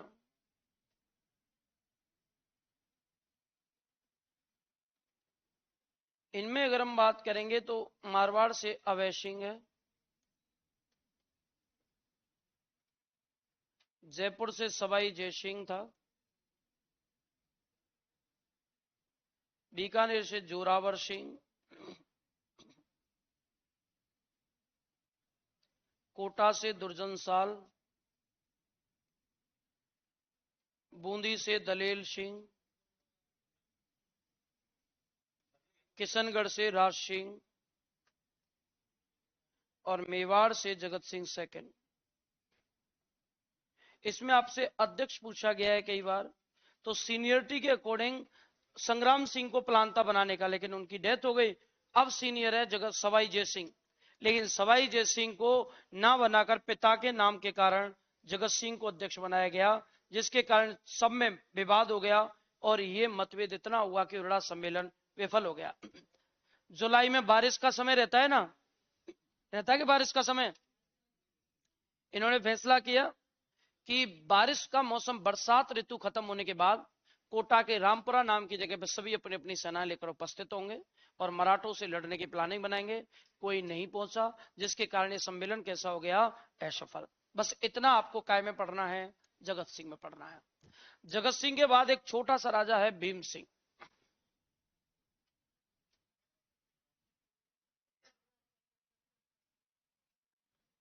78 से लेकर 1828 तक। इनमें केवल आपको ध्यान रखना है, भीम सिंह का एक इंपॉर्टेंट फैक्ट है, मेवाड़ का वो राजा बताओ जिसने सबसे पहले अंग्रेजों से ईस्ट इंडिया कंपनी से गठबंधन किया। भीम सिंह।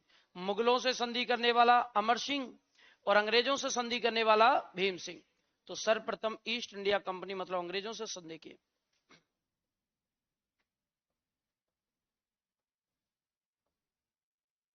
सर्वप्रथम अंग्रेजों से संधि की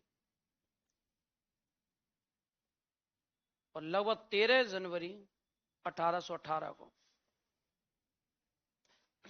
इनकी ओर से संधि पर हस्ताक्षर किए इनके सामंत अजीत सिंह ने।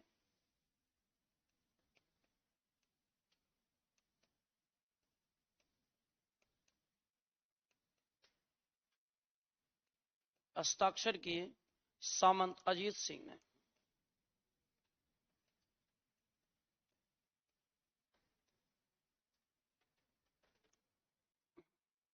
ये आपको भीम सिंह ध्यान रखना है।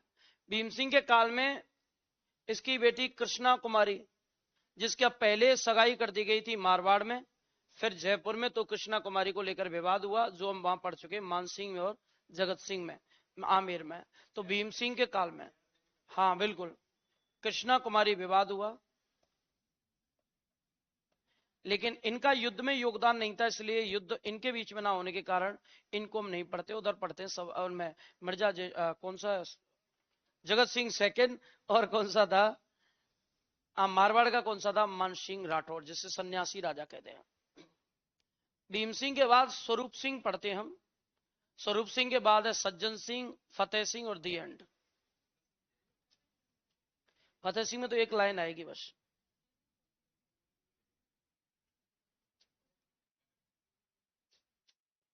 हो गया क्या बताओ?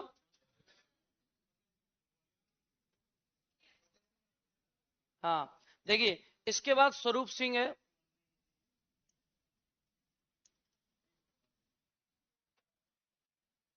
एक सरदार सिंह भी ले सकते हैं बीच में। अब आपके टेंशन हो जाएगी, बीच में क्यों लिया, पहले नहीं लिया तो अब बीच में क्यों लिया? ऐसे थोड़ी होता है, पहले बीच में लिया नहीं, अब अचानक से बीच में कहां से लेके आए। इनके लिए एक लाइन है जिसके लिए पढ़ लेते हैं। मेवाड़ का ऐसा राजा जिसके काल में अंग्रेजों ने मेवाड़ व्हील कोर नाम की सैन्य टुकड़ी बनाई थी 1841 में, वो इनके काल में है। वो 1857 की क्रांति में से उस छावनी के बारे में, उस टुकड़ी के बारे में लिखवा रखा है, तो इनके काल में। हाँ बोलो ना, बता दो।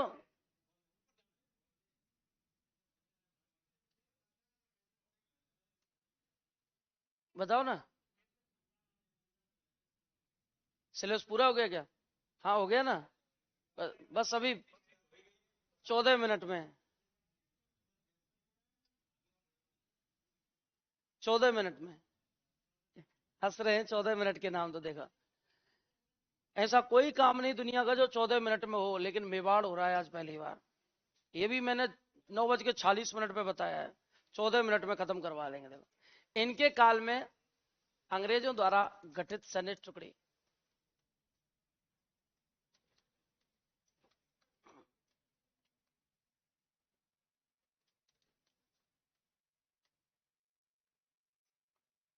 1841 में मेवाड़ भीलकोर।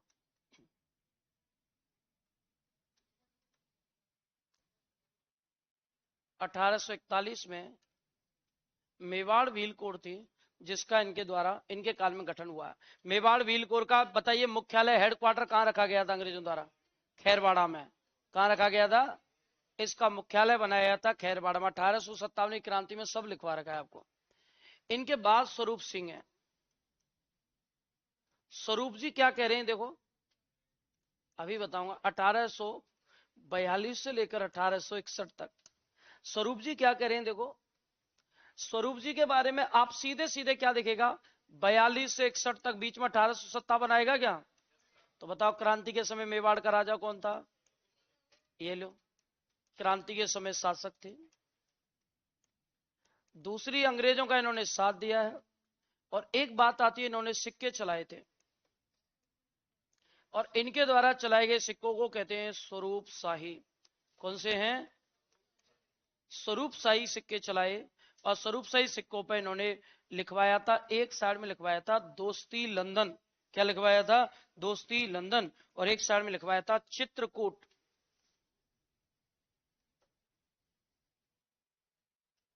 इन्होंने अंकित करवाया एक साइड में तो दोस्ती लंदन,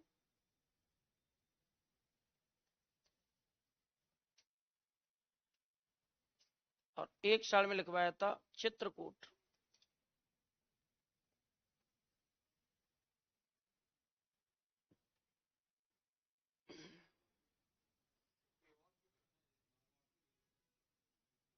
किसमें? सिक्के आते हैं। बन गया क्या? चले आगे। अब देखिए, यहां से अगर हम बात करें तो क्रांति के समय शासक थे, अंकित करवाया दोस्ती लंदन, चित्रकूट है। एक बात तो आती है इनके लेकर, जब इनकी 1861 में मृत्यु हुई थी तो इनकी पासवान थी एंजाबाई, इनके साथ सती हुई थी, जो रियासत काल की अंतिम सती की घटना है। तो ऐसे माना गया है अंतिम सती की जो घटना है वो इनके काल में इनकी पासवान एंजाबाई का सती होना था। तो इनके काल में इनकी मृत्यु पर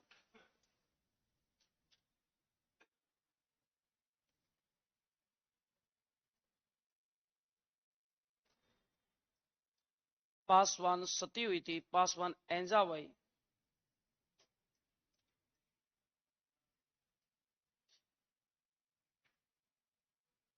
एंजाबाई सती हुई, और यह बताते हैं यह रियासत काल की अंतिम सती की घटना थी।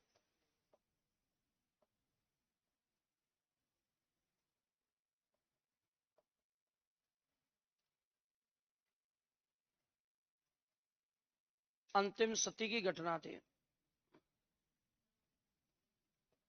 ये रियासत काल की अंतिम सती की घटना है, ये एंजाबाई। और वैसे राजस्थान की अंतिम है देवराला गांव सीकर की, जो 1987 में हुई थी, वो राजस्थान की। ये रियासत काल की अंतिम सती की घटना है स्वरूप सिंह के काल में। इनके बाद, स्वरूप सिंह के बाद जो आएगा वो आएगा भाई सज्जन सिंह। सज्जन सिंह में दो तीन पॉइंट है, इन्हें देखेंगे। बन गया क्या बताओ? अरे बन गो का? हेलो, बिल्कुल।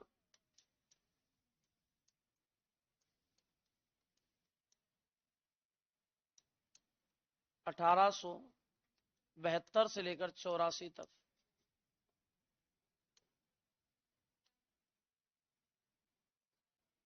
और इनके बारे में बात करेंगे तो इनके द्वारा एक तो दुर्ग बनवाया गया, सज्जनगढ़ दुर्ग।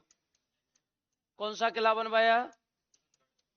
सज्जनगढ़ दुर्ग बनवाया, जिसे बाणी विलास महल, मानसून पैलेस, मेवाड़ का मुकुटमणि आदि नामों से जानते हैं। सज्जनगढ़ का किला इनके द्वारा बनवाया गया है। सज्जन सिंह के बारे में सबसे इंपॉर्टेंट बात है, इन्होंने दो तीन काम करवाए। इनके काल में बताया गया है कि थोड़े से अपराध स्टार्ट हो गए थे और लोगों में आपराधिक गतिविधि आई, तो इन्होंने एक संस्था बनाई, और यहां एक संस्थाएं बनी जो सामाजिक उद्धार के लिए बनाई गई थी। तो इनके काल में स्थापना हुई है, इन्होंने स्थापना की सबसे पहले एक संस्था की। तो इनके द्वारा स्थापना काय काय की गई है? एक संस्था बनाई थी देश हितैषणी सभा। ये देश हितैषणी सभा एक सामाजिक संस्था थी ये सामाजिक संस्था का रोल था सामाजिक उत्थान और सामाजिक डेवलपमेंट में अपना योगदान दे, और ये हुई थी 2 जुलाई 1877 को। अब ये देश हितैषणी सभा को एक कैसी संस्था मानते हैं, तो ये एक सामाजिक संस्था थी, तो सामाजिक पिछड़ेपन को दूर करेगी, यानी लोगों के बीच में घूमेगी और घूमकर सामाजिक जो गठबंधन बिगड़ा हुआ है, जो पिछड़ापन है, उस सामाजिक पिछड़ेपन को दूर करेगी, तो लोगों में सामाजिक उद्धार का काम करेगी, समाज के पिछड़ेपन को दूर करेगी। दूसरी संस्था इन्होंने बनाई थी मंदिराज सभा। जब अपराध ज्यादा होने लगे और लोगों में डर खत्म होने लगा, तो इन्होंने न्याय के लिए हाई कोर्ट की तरह एक कोर्ट बनाया 1880 में, और इसका काम था लोगों के बीच में न्याय करना, सुलह करवाना और न्याय करके सजा देना। तो यह एक कैसी संस्था थी, तो यह एक न्यायिक संस्था थी। तो देखो, महिंद्रा सभा तो एक कैसी संस्था है भाई, न्यायिक संस्था। देश हितैषणी सभा कैसी संस्था है, सामाजिक संस्था। इनके द्वारा 1881 में एक अखबार चलाया गया था खुद के नाम से, सज्जन कीर्ति सुधाकर, जो रियासतकालीन पहला अखबार था, सज्जन कीर्ति सुधाकर समाचार पत्र इन्होंने चलाया, और ये चलाया था 1881 में, जो रियासतकालीन पहला अखबार था। ये 3 काम है, जिनमें से एक काम इंपोर्टेंट है, वह देश हितैषणी सभा, जो इंपोर्टेंटली सामाजिक संस्था का पूछा जाता है। स्वामी दयानंद सरस्वती जब राजस्थान आए थे, उदयपुर आए थे, तब यही राजा थे, और इनके काल में स्वामी दयानंद सरस्वती आए, जहां गुलाब बाग में इन्होंने अपना जो ग्रंथ है सत्यार्थ प्रकाश, उसका एक संस्करण इन्होंने लिखा था। तो इनको परोपकारिणी सभा बनाई थी, उसका अध्यक्ष भी इन्हें चुना गया था सरस्वती द्वारा यहाँ आकर। तो ध्यान रखना, इनके काल में दयानंद सरस्वती आए हैं।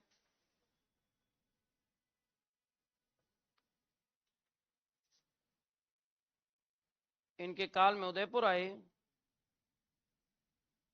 स्वामी दयानंद सरस्वती।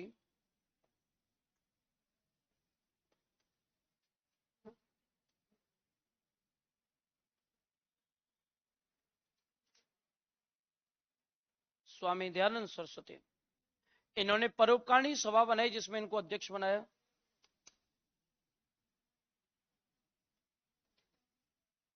इन्होंने परोपकारिणी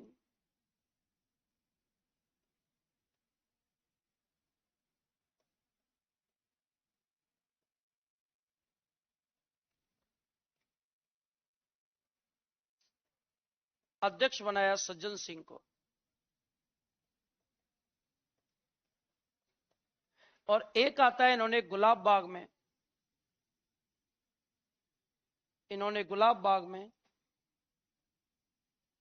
गुलाब बाग उदयपुर में ही है, गुलाब बाग में सत्यार्थ प्रकाश का संस्करण लिखा।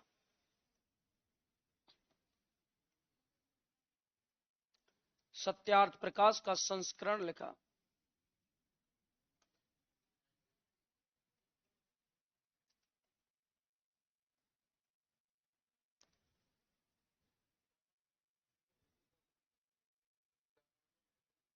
क्या है?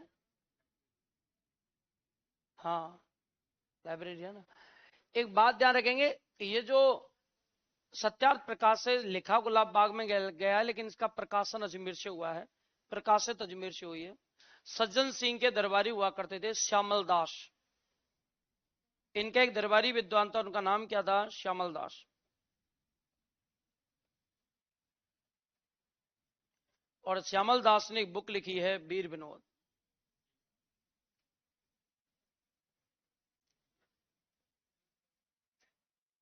वीर विनोद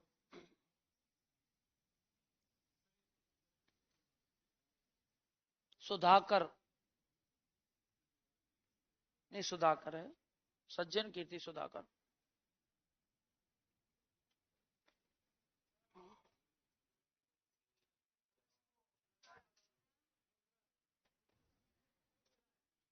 मुद्रा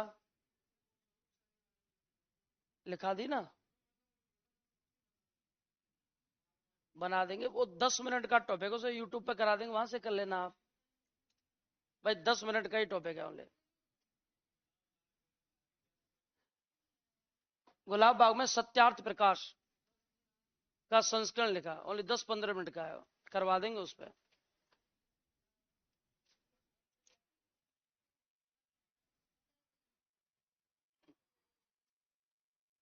बन गया। अब एक लास्ट है फतेह सिंह में, एक दो लाइन है वो देखेंगे, बस खत्म। क्योंकि जो बिजोली आंदोलन है, बेंगू है, सबके सब किसके काल में हुए? फतेह सिंह के काल में। वही राजा थे लगभग 1930 तक।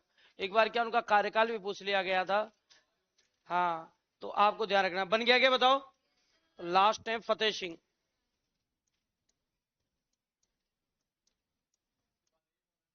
भूपाल सिंह,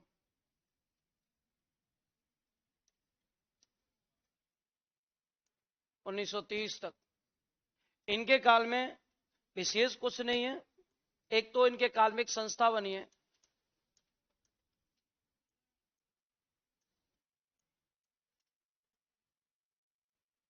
इनके काल में गठित संस्था बाल्टर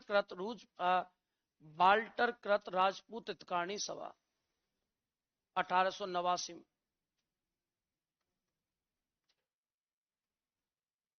इस संस्था का काम क्या था?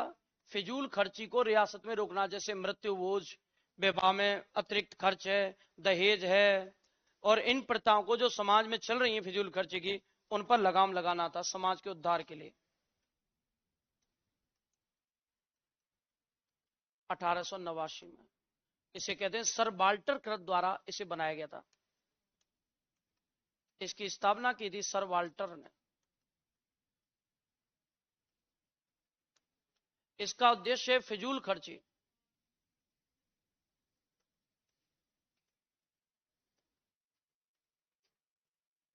समाज में फिजूल खर्ची को रोकना। तो ये भी एक सामाजिक संस्था थी। इनके काल में 1899 में छप्पनिया काल पड़ा था। ये पहले आया करता था ये क्वेश्चन। छप्पनिया काल पड़ा था।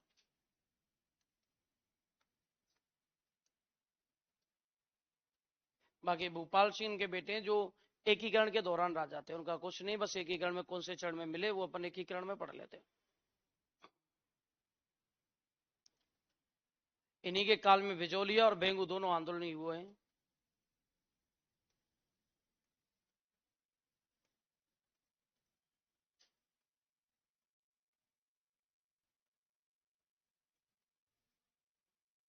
बिजोलिया किसान आंदोलन और बेंगू किसान आंदोलन हुए।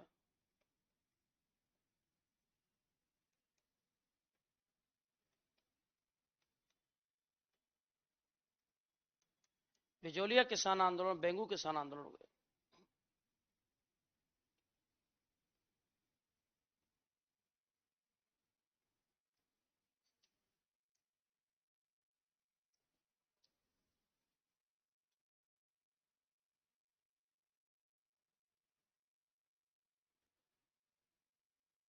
सुनील सिटी वाला लुक नहीं लग रहा इसमें?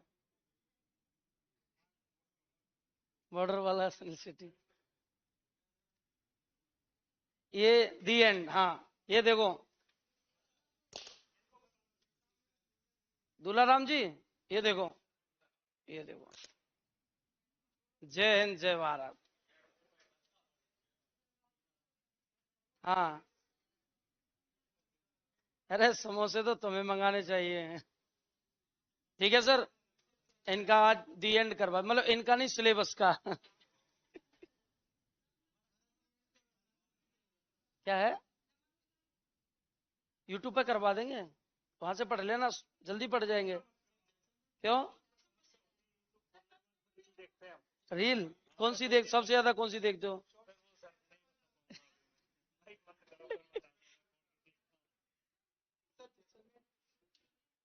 नहीं, अब कराएंगे।